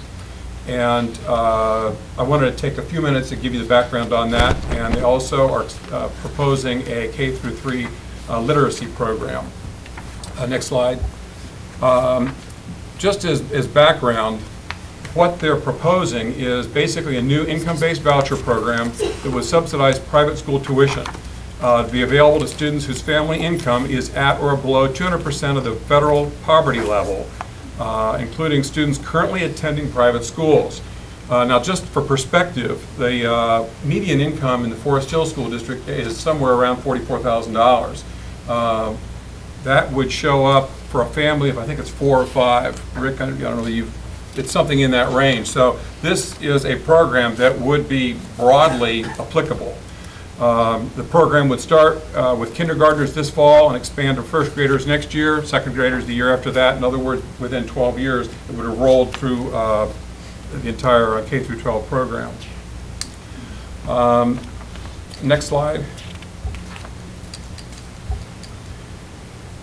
What's important to understand is funding for this voucher program impacts every school district in the state because it reduces state funding at the state level that would otherwise be available to go to the foundation, which is where our funding comes from. And this is the most important point I want to make out of this whole presentation. This would be a significant change in public policy because the vouchers would be available to any income qualified student regardless of the performance of his or her resident school. So it could impact students in the Forest Hill School District, even though we're doing as everybody I think by now knows, an outstanding job and have been for the last for many years. It would have an impact in our school district. It would also remove oversight by elected officials for the taxpayer dollars spent. And again, fully implemented, this would change Ohio's public education program to a publicly funded public/private program. Next slide gives you a little bit of background on the K through 3 literacy program. That is one that would be designed for schools that are not doing well overall, not meeting the component on the new state report card for K through 12 literacy. Once this is given out, there's basically no accountability for how the money is spent. I think this is interesting. Private schools accepting the voucher students under this proposal would not be subject to the 3rd grade reading guarantee requirement. I think that's a little interesting. It allows public schools to choose whom they decide to educate. And funding for this voucher would be deducted from resident school district. In other words, the money coming from the state would be deducted from the money that we get. I want to take the rest of this presentation is there's a hypothesis that vouchers are for all students would be a good idea. I want to take, there are a number of elements that would disprove that hypothesis. I'm going to focus on just a couple of them here. But competition forces change in public schools. Private sector could provide education at a lower cost than public sector. That's one I'm going to touch on. Vouchers will lower the state's education budget and save taxpayer money.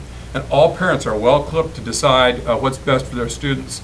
We're going to drill down or peel back the onion a little bit and look at a couple of these. We'll start out with increased cost of a publicly funded private school program. About 80% of Ohio's K through 12 students enroll in public schools. About 20% choose private schools. This means that right now taxpayers are paying for, obviously, about 80% of the total cost. It's simple math. If taxpayers pay for all students, including private schools, it represents about a 25%, it could represent up to a 25% increase in the total taxpayer expenditure on K through 12 education. Obviously, that money has to come from somewhere. Next slide. The next element I want to talk about is what this would do to special needs. If you can move to the next slide. And next slide, please. This is a very much dollars and cents argument. I want to make it very clear that this is not in any way an indictment about what the work that we do for special needs students in the Forest Hill School District. Matter of fact, we do exceptionally well. Our enrollment of special needs students is disproportionately above what you would expect to have because of the quality job we do here. But I want to take just a second and point out a few things. Almost all special needs students, and again, I'm talking about just class 2 through 6. Betsy, help me. Class 1 is the lowest level of special needs, correct? That could mean just a minor reading. Okay. Approximately 10% of the students in the Forest Hill School District are classified as special needs students. Virtually no students in conventional private schools that serve the Forest Hill School District are high-cost special needs students. And now we do have students from this district that do attend some special schools, but they're not actually located in this area, right? Regional, but they are out of district. Okay. If you could go to the next slide. Conventional public schools will have fewer non-special needs students, and by the way, we would call them low-cost students to spread the cost by incenting low-cost students to leave public schools. Essentially, this leaves us, and it's just math, and again, it's not any comment about special needs students. Again, I'll say, we do the right thing for special needs students in the Forest Hill School District, but it is expensive.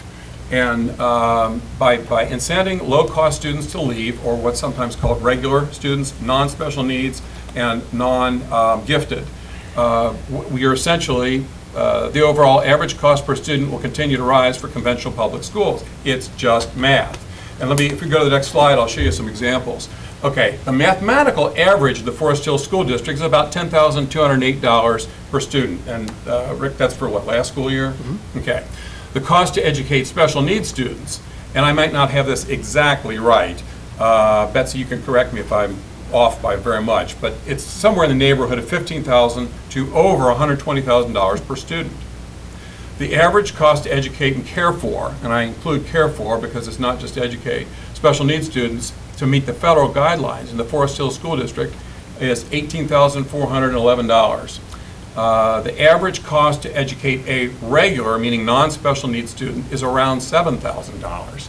So you can see if you incent the low-cost students to leave by providing vouchers, and we know that private schools don't recruit special needs students because they either don't have the program or they choose not to invest what it would take to educate a special needs student, the mathematical average cost per student in Forest Hill School District or any other school district in the state of Ohio is going to rise. Next slide, please. The next thing I wanted to point out, we assume that every family is making the best decision for their students. And quite frankly, we're fortunate in Forest Hills, that's by and large the case. But unfortunately, that isn't the case in every school district in Ohio. You've got situations where students live in families that don't have adequate parental support structures. Sometimes it's a broken family. And these are the kids who would get left behind because their parents aren't being proactive. I know, again, in Forest Hills, that just sounds unthinkable, but that we do have families like that in Forest Hills. The second thing I wanted to point out is students that live in these situations without adequate parental support frequently arrive unprepared to learn, as a result require more resources to educate all through their time K through 12 in school. So again, these are the high-cost students that public schools would likely be, and I hate to use the word left with, but that's basically what would happen. Next slide. The end result of a universal voucher program is if we lose our regular students and we wind up with the more high-cost students, you'd have a situation where public schools would wind up being more and more and more expensive compared with the vouchers that are going to the private schools. At some point, the math just isn't going to work. The local community can't support it or the state wouldn't support it. So, and I've just picked off a couple key points. There are 3 or 4 we could go through, but in the interest of time, I've just pared it down to this. With that, I would ask for your support of a resolution to request that, and I actually missed my copy. I'm not going to read this whole thing because you all have it in writing. But essentially express our opposition to the provisions of House Bill 59 that further expand vouchers. If you have any questions, I'll be glad to try and answer it. But again, it's a complex subject. I've tried to pare it down and do it in a reasonable period of time. Randy, has any of this language changed since you and I spoke a few weeks ago about it? Or is it- In the resolution? Yes, the Or- resolution. Are there any main topics that have been No. added, deleted? No, That are major ones? Okay. We adjusted some of the technical language, but not Okay. the substance. I just want to make sure it was the same concept as last month that we discussed. Okay. So what's the end effect? We're going to make a resolution, school districts around the state are making a resolution, and that's supposed to make the people in Columbus sit up and take notice that the public schools don't want this. Yes, and actually, the last go-around, it did have some impact. There are over 400 school districts that have already passed a similar resolution, and we did get some comment. I will say I contacted Senator Jones, and she was kind enough to come down to where I work, and we went through a much more detailed analysis of the impact of vouchers. And I will say that she was receptive to the information. And I appreciated the fact that she walked away having a little bit better understanding. And Dallas, I know you've written a letter and it provided a little bit more information. And I think this is having some impact. Our lobbyists, the OSBA lobbyists, have said they're getting feedback from members of the House and the Senate saying, you know, if this is important, we need to hear from people. And that's why there was this push to get a resolution indicating that we want to, that we're opposed to the further expansion of vouchers. This is some of the vouchers in the past were limited in scope. The direction they're going now is a major change in public policy in the state of Ohio that would have an impact on public schools over the next 10 years to kind of change the direction of the way we look at public education as a right. What is what are the driving forces behind this primarily? I've asked that question from a lot of people, and I haven't really gotten good, solid answers. I think one of the reasons is there are private companies. Some of them claim that they're non-for-profit. Some of them are for-profit companies that stand to gain a lot by getting a foothold in charter schools, and they'll be much better off if there's a voucher program so that they can attract even more students. I think that's one of the reasons I've mentioned. I feel like we need to be proactive on marketing the value of Forest Hills School District education. But anyway, to answer your question, I think that's one of the reasons. I think there are some people who look at this as a way to have a backdoor impact on collective bargaining, quite frankly. I think that there are some people who really believe that the competition will change public education, not understanding how the system really works. So I think that there are a variety of different possible reasons, and I haven't heard one group come forward and say, you know, this is our agenda. Aren't vouchers typically a sort of conservative, Republican-sponsored thing, just traditionally? You could say that, yep. I mean, just... Yep. Okay. And like I said, that's why I was so appreciative of Senator Jones, and I took Representative Stoutberg through the same material, and I took him through all 5 parts of this. And again, they did not disagree with any element of what I was sharing with them. And I think, like I said, when you peel back the onion a little bit and see what the real impact is, at 10,000 feet, it looks like a good thing. You know, competition is always wonderful. Well, among other problems with the voucher program, and there are many problems with the voucher program, to be able to accept the vouchers and the public money while being able to turn away the students that they don't want to accept is Wrong. Just wrong. Wrong. And it leaves the financial burden on the public school system, and it's just wrong. It's really wrong. Well, and furthermore, I mean, one of the things, I see it as the private schools are hurting at least as much as we are.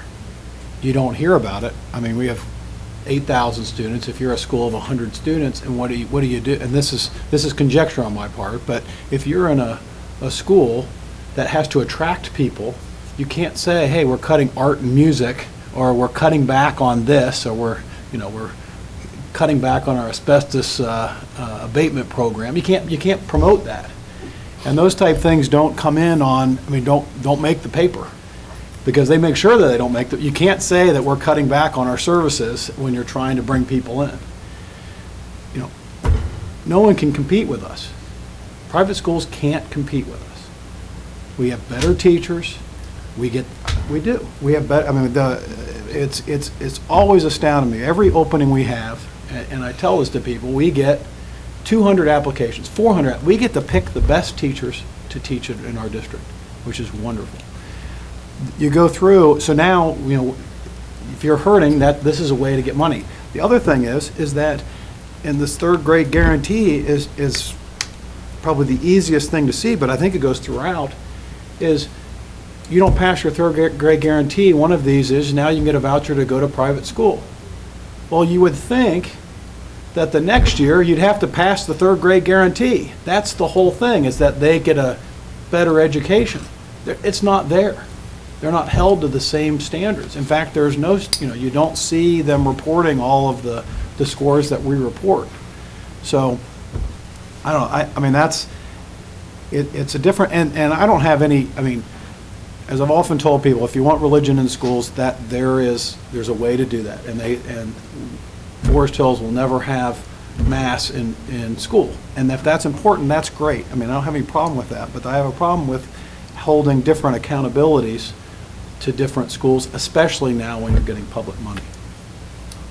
Mr. Fruin, just to respond a little bit to one of the things you mentioned, Saturday I was in Columbus at a OSBA trustee meeting, which goes all day, but one of our speakers was our new superintendent, Dr. Ross. And we got into a discussion on this topic, and I asked about private schools, don't they have to take students? And I think the top line response was, well, they can't discriminate, but because they don't have the programs, parents won't choose to send their students there. So it's the same result. They don't wind up with the high cost to educate students. So. Is this the first voucher program to allow students to go to parochial schools? In the past, have they just been private schools? Or have they always been parochial also? They've always been parochial. I think so, yeah. Yeah. Both. The Ed Choice they could, the Cleveland they could. Dallas or Rick, do you guys know? I wasn't always sure if it was just prime or if it was both. Okay. Well, and again, depends on the type of scholarship. If you're looking at a John Peterson scholarship, then the parochial schools don't offer those types of programs, many of those. But however, some of them have begun to offer those programs for the intent of pulling kids. By enrolling in our district that we're not there, I mean, Betsy can, and we had this conversation earlier, I mean, that was all, what, $300,000? It's closer to 4. Okay. But there are, I believe the autism scholarship, and that began years ago under Senator Peterson, and it's been a very long time. But that was originally intended for students with autism who were not seen as benefiting from the public schools. So they were offering this as a choice for students. This is a $20,000 scholarship, and we have approximately 10 students that do access and use that scholarship. A lot of those students do come back to us, however, and receive some these are students that receive pretty intensive services. There are 29 students now on the John Peterson Scholarship, and that's increased from the new application enrollment period that just occurred. So approximately most of those students have learning disabilities, and the categories range from $7,000 to $20,000 under the John Peterson. So it's roughly, with the 29 students, about another $200,000. And those are students who we really have not seen, have not been enrolled until they have have become familiar with it or been informed of the scholarship, and then they access it through the school district. So we evaluate and go through a very long process to evaluate and determine eligibility. So that's another part. It's a lot of administrative costs. Dallas, is there anything else you wanted to add? Because I kind of went through all this material. I just want to give you the opportunity. No, Randy, what to share. you shared is very accurate. As I said, I've taken the opportunity to contact both Senator Jones as well as Representative Stoutberg and spoken to them as well. Well, I move that Please. we could do this jointly. I move that we approve the resolution as presented with the Board of Education documents this evening. Second. Mr. Tupper? Mrs. Bissinger? Yes. Mr. Fruman? Yes. Mrs. Hubner? Yes. Mr. Smith? Yes. Dr. Heiss? Yes. Let me also just point out, I've always said I want to make sure that if I wind up testifying before a committee in Columbus, because I get asked to do that by OSBA from time to time, that I have your support. And based on this resolution, I hope that I have your support. Thank you. Okay, next up, Special Instructional Services, Hamilton County Education Service Center. Betsy?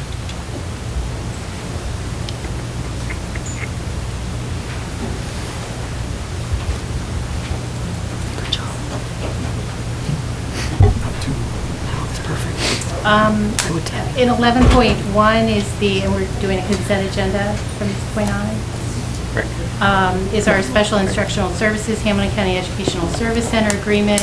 And there is an attachment of this contract for 2013-14 to provide services to Forest Hills and the auxiliary services to Immaculate Heart of Mary. The only adjustments or the only changes in that from last year are reflected in our gifted services and our FM amplification. There's been an increase of service there, so that is the only change. Any motion? Okay, motion. Consent. Oh, we're doing a consent, okay.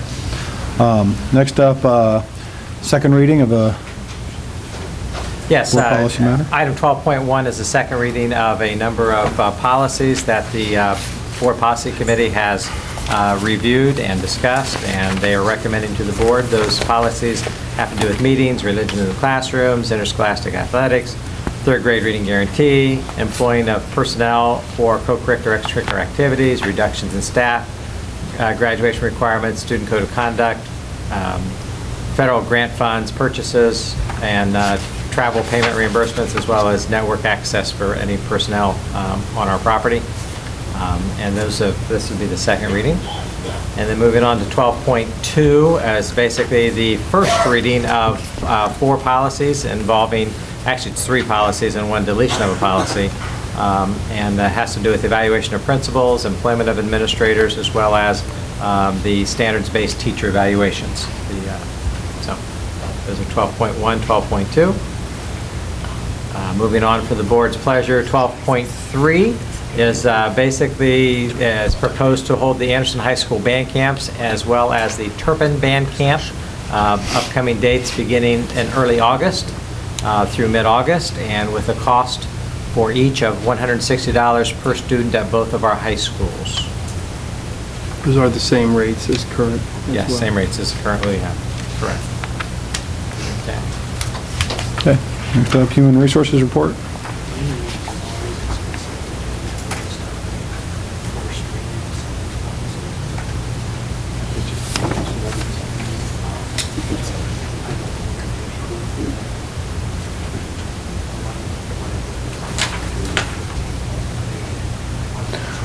The question is, Rick, is that for a consent agenda, does it matter that, like on a first reading where there is no?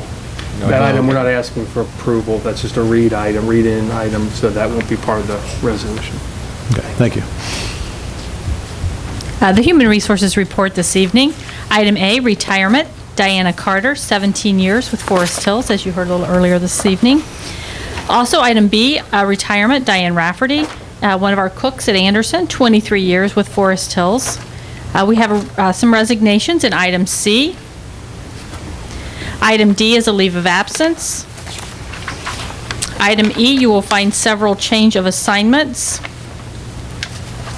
Going on to page 2, item F, These are reappointment of administrators, and if the board, well, not necessarily the board, but those in the audience, typically these are done in March, but the change in Ohio Revised Code now indicates that we can do these up until June 1st. So that's why we're seeing these administrative reappointments this evening, and you will see as per the terms there.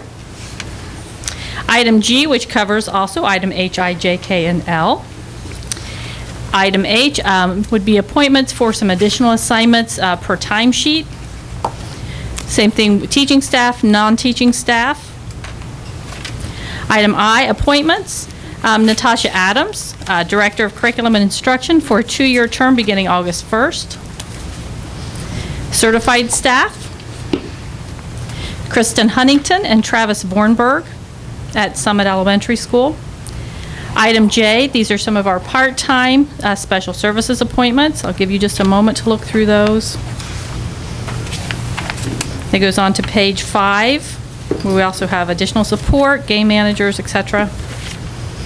Item K, these would be our appointments for a couple of our coaches. Item L, substitute personnel.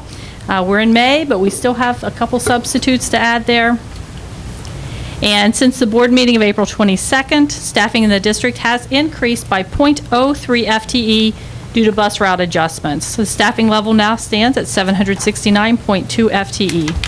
The superintendent recommends that the board approve the human resources report. All right, just with some trepidation that I introduced Ray Johnson, since last time half the room left when you came up. There's the other half. There's the other. You're welcome. 14.1 is payment in lieu of transportation. Attached is a resolution for the payment in lieu of transportation. The payment of $240.66, which is prorated over the school year, is reimbursement for conveying students to and from the schools that are listed here in the agenda for the 2012-13 school year. Each of the students is a resident in the Forest Hills School District. It's recommended that the treasurer recommends the board adopt the payment in lieu of transportation as presented. Item 14.2 doesn't require board of action, but schools all across the state of Ohio are required to make this report. As of July 2011, the Ohio Revised Code requires each school district board of education and each chartered non-public school of governing authority to adopt and enforce nutritional standards governing the types of food and beverages that may be sold in the school premises, and specifying the time and place each type of food or beverage may be sold. The standards specified in 33.13.816 and 33.13.817 are minimum standards, do not preclude the adoption of more stringent standards by the local educational agency. The Forest Hills School District, under the authority of Tia Strauss, Food Service Supervisor, and myself as Director of Business Operations, is in compliance with the Ohio Revised Code. Thank you. Item 15.1 is an annual resolution to accept the amounts and tax rates as determined by the Hamilton County Budget Commission. The resolution includes the tax rates for calendar year 2014 and the estimated dollars to be generated by those tax rates for the calendar year 2014. The key information that the board is approving in this resolution are the tax rates and especially the bond rate, and that is so that sufficient revenue is available to meet the debt obligation of the district. It is recommended the board adopt the resolution accepting the amounts and rates as determined by the Budget Commission of Hamilton County and authorizing the necessary tax levies and certifying them to the county auditor as presented. And we will do that by the end of May, and that is so we get our tax money. Kind of important. That's all good. 5-year forecast is item 15.2. We require by law to submit an update to, if there are updates to ODE in October and May. I thought it was important to bring the item to the board. We will be bringing back a revised forecast in a couple of months. This is the identical forecast that we have, but I thought it was important to reiterate what it is and what it stands for. It was first adopted in December of 2012, and lots of important things, but the key for sustainability of the last operating levy is the 3 years of additional life. And those negative years that became positive years with the passage of the March 2012 levy were fiscal year 2014, 15, and 16. And you'll see from the forecast that all 3 of those cash balance are positive and a small, relatively small negative in the 4th year. So obviously we're working hard to extend the life of that levy as much as possible. And we will send an update of this to the Ohio Department of Education, and it'll be posted on their website. And my plan is to bring back in August or September, we'll have some additional information. We will have a year-end, a biennial budget, some benefit resolutions with health insurance and some things like that that are, will provide some of the blanks filling in that are uncertain at this point. But none of those have landed, so there really wasn't anything to change at this point. And item 15.3, item A is the donations we have for April, totaling over $23,000. This is, once again, time for many scholarship funds, after prom donations, and a lot of good things happening in those areas. Our statement of board accounts, we have 3 items that are in negative position, but we have requested money, and we have general fund money to cover that deficit. Fund 516, 572, and 590, but all of their accounts are in good condition. Item C is the summary of the general fund receipt, and over 95% of our general fund revenue has been received. And one way to look at that item is I would look at the tax revenue and the TIF as one, because those are both tax revenues. So you'll see there's some uncertainty as to what's going to be developed and so forth, but those two are the sum of our tax revenue. You'll also see the TIF, the second half of the TIF has been received this past month. In item D, we have the general fund expenditures by function. Item E shows our appropriations, expenditures by the appropriation amount. So 84.61% of our appropriations have been spent or encumbered, and that amounts to 81, little over 81% have been spent, which is about 2.8% higher than a 3-year average. We are running pretty tight this year with our appropriations. We knew that going in. We had cut significantly and still staying within our appropriation, but last year as a benchmark, we had 2-3 years of significant cost cutting, as well as moving some of our expenses into the future that were not critical as other things were. Item F, we have the monthly bank reconciliation at end of April. Item G, the list of investments. And item H, list of amendments to the FY13 appropriations. Item I, we're asking the board to approve board service fund expenses. Item J, we're requesting the board to approve the closing of a student activity account. And item K, we're asking the board to approve the establishment of the Forest Hills Local School District School Lunch and Breakfast Program Fund, Fund 599. This is required to allow us to receive a grant that I think T is getting for some software, and this fund is the home for that. So that's what the board is approving, a fund which will be the home of some state money that T is excited about. So it's recommended the board approve this report, as well as items 11.1 through 15.3 as presented. I move that we adopt agenda items 11.1 through 15.3, accepting, I think it was the 2 matters, one was a reading and the other was Ray's notification that we're in compliance with the code. Second. Discussion? Thank you. 2 things. First of all,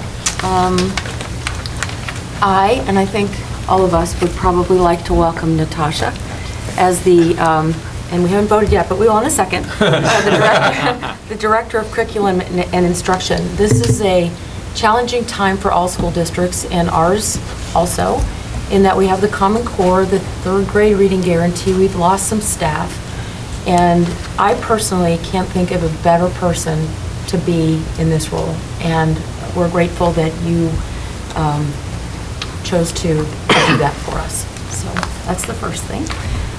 Second thing is, there has been a lot of discussion in the policy committee about the PE waiver, and I'd like to it's basically 2 sentences in all the policies we have tonight. I'd just like to read it out loud so everyone's aware of what it says. Students who have participated in OHSAA, Ohio High School Athletic Association, and school-recognized interscholastic athletics, marching band, or cheerleading for at least 2 full seasons while enrolled in grades 9 through 12, and is documented by the athletic director and guidance counselor, may be excused from the high school physical education requirement. And then it continues a little bit. We,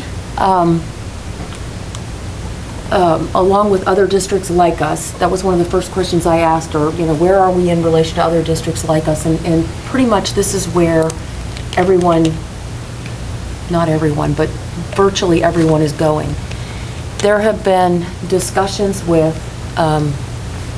the PE teachers and some board members.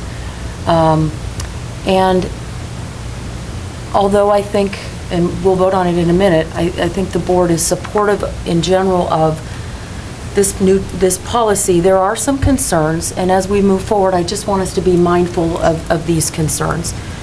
One is the timing. And the timing, only for me anyway, the timing in that our kids have scheduled a long time ago. And parents need to understand what's happening, and they will. But it's going to be a challenge for Mr. Broadwater and Mrs. Johnson and their staff to get this done in time for next year. And they know that it's a challenge, but we've been assured by administration that they'll be able to do it. So that's the one concern. Another concern that has been expressed is enforcement. And I know that Connie, before she left, indicated that she had talked to a number of the other school districts about enforcement, and that she had a good idea of how that was going to be done. I think a lot of it will be on the counselors, and again, I think that our counselors are up to the task. The other, and again for me, the most important thing is that as we go forward with this, that we actively engage our PE teachers in whatever we do, in whatever new courses there are, whatever life education courses we have, whatever courses there are, that we engage them, because I completely understand that gym class isn't about, throwing a ball around. It's about learning lifelong activities for health and well-being. So I know that some of the folks felt disenfranchised as we began this process. They were included later on in some of the discussions, but they absolutely have to be included as active partners as we move forward with this. Again, my opinion. So that's all I have. I agree with you, Julie. I agree with your comments that I hope Dallas will kind of enforce that going forward, and Natasha with, taking over curriculum, that they are involved in the future courses developed, and also that this is monitored over time. Yes, we're probably going to approve it tonight, but at the same time, if after a year or two we realize it's falling apart and there's a lot of things as mentioned that kind of falling through the cracks, I think we need to reevaluate. But I'm supportive of it, but I agree with Julie that we have a lot of work ahead of us in making sure it's successful. We talked about what you said, and I'm not going to repeat, but in the policy committee when we first looked at this, and most of those issues were brought up at that time. I think timing was one of them that was a concern. It was put out there as an issue, and can it be implemented correctly in a short period of time? So I know that we were assured by, I'll say, administration that since it's a concern, it was going to get focus and to make sure that it was implemented appropriately. Again, I think we discussed what you mentioned, and we're assured that it was overall the right thing for our students at this point in time. I think the point about physical education was a key point, and we actually had some conversation about, is some of that covered in health? Are there other places where some of that education can be added to the curriculum to make sure it's being covered? So I want to make sure, quite frankly, you don't think that was just dismissed. It was discussed, even, quite frankly, before we got your letter, so that was a concern. But that was discussed in the policy committee. Mr. Dever? Mr. Fruman? Yes. Mrs. Bissinger? Yes. Mrs. Hubner? Yes. Mr. Smith? Yes. Dr. Heiss? Yes. Thank you. Now we come up to reports for Board of Education. The Forest Hills Foundation report. The Forest Hills Foundation for Education had not just its regular monthly meeting, but also its annual meeting Wednesday, May 15th. There were new board members elected, actually re-elected. Mark Hagan, Mark Schneider, and Alan Tackett were re-elected to 3-year terms. Officers were elected. The senior Forrest Heiss was re-elected as president. Beth Davis, vice president, Mark Hegum as treasurer, and Susan Mackey as secretary. The treasurer reviewed the financial condition of the foundation, and it's actually very strong. It's stronger than it was last year at this time by a good measure, and that's going to be supplemented by the funds received from the Forest Hills 5K just this last weekend. Team reports were reviewed, and the most significant thing on the agenda at the last meeting, of course, was the Forest Hills 5K, which was just this last Saturday. And to the point about physical education, there's 500 children running at the elementary school level. They've got running clubs at all these schools. Beth Davis and Jenny Mack has just done an amazing job of getting these kids out there and running first thing in the morning with some regularity. I know because they all passed me as I was running. So that's going really well. It's a great community event. I recognize a lot of faces out here who were there this last week, and I think it's one of the best community events we've got. If you haven't gone, you really ought to go next year. It's a lot of fun.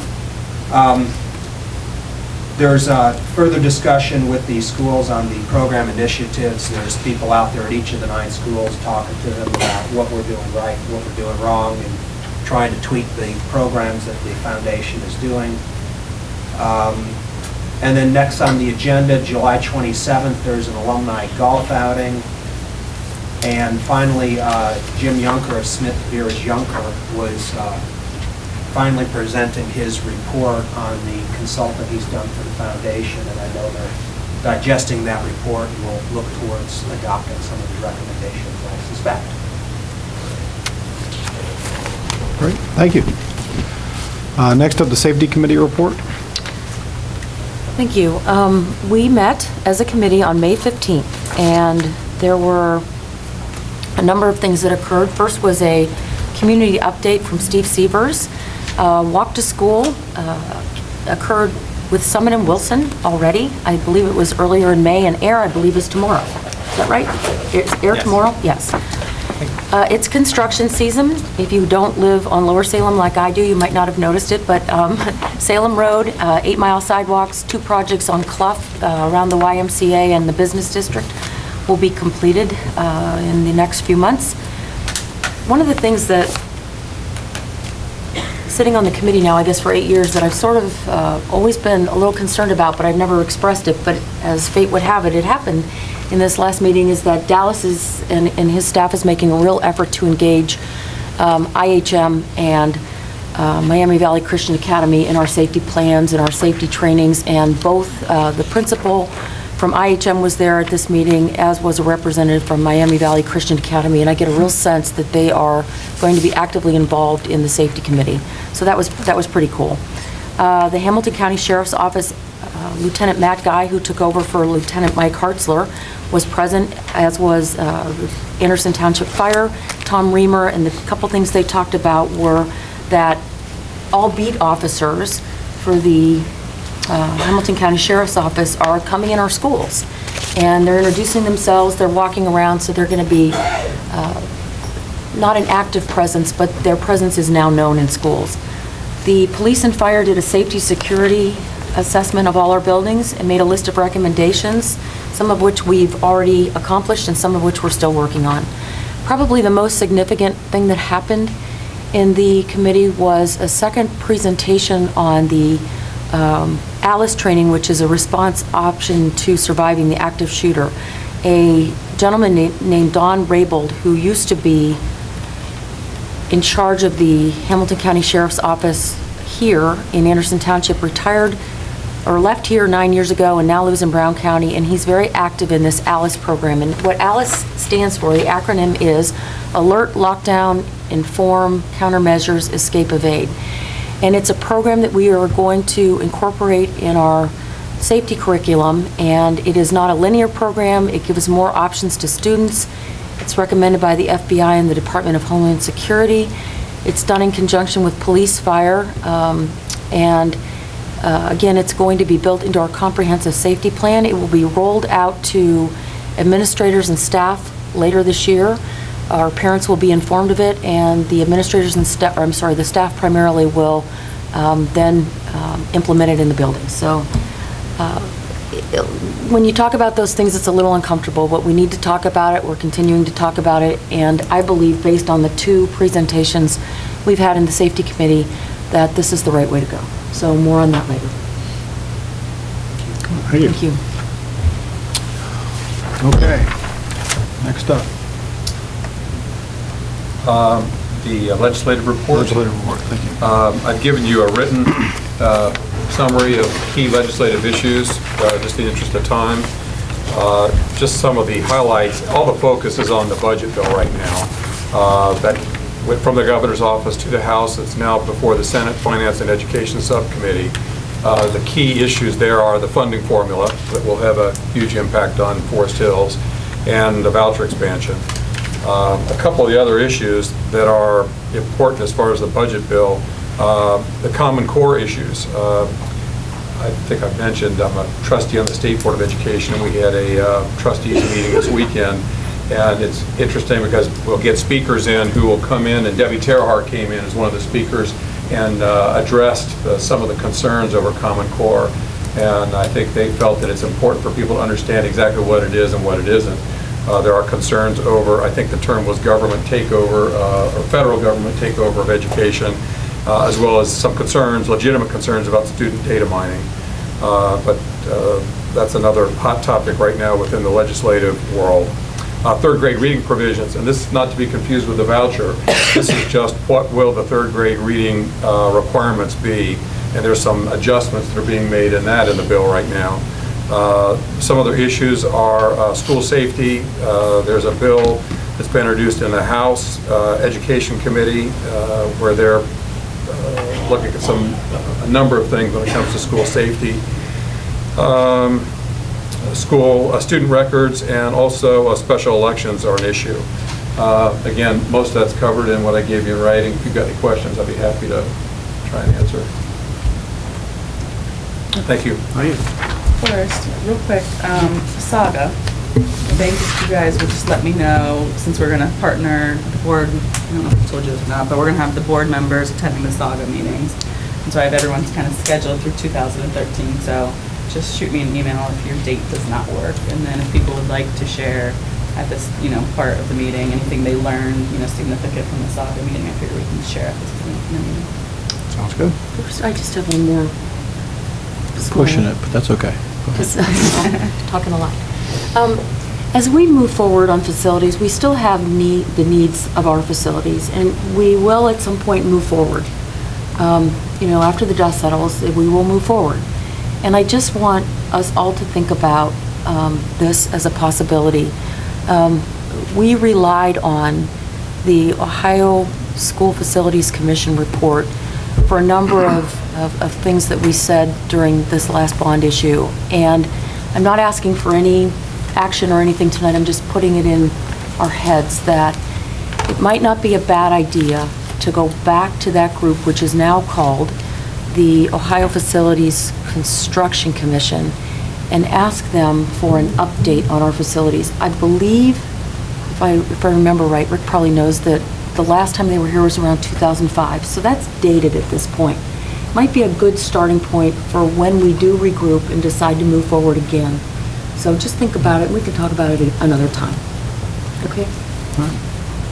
Just on that note, different from the last time, it was 2004, but just different from last time, there is a formal resolution that's required before we can engage. We did do a little bit of homework, but, I mean, the board would have to pass a resolution, and that would open up the free service of the OFCC. And I think that's important, too, that it's free. If we think that's It was free valuable. last time, is it free? Correct. This time also? Okay, good. Why not? So think about it.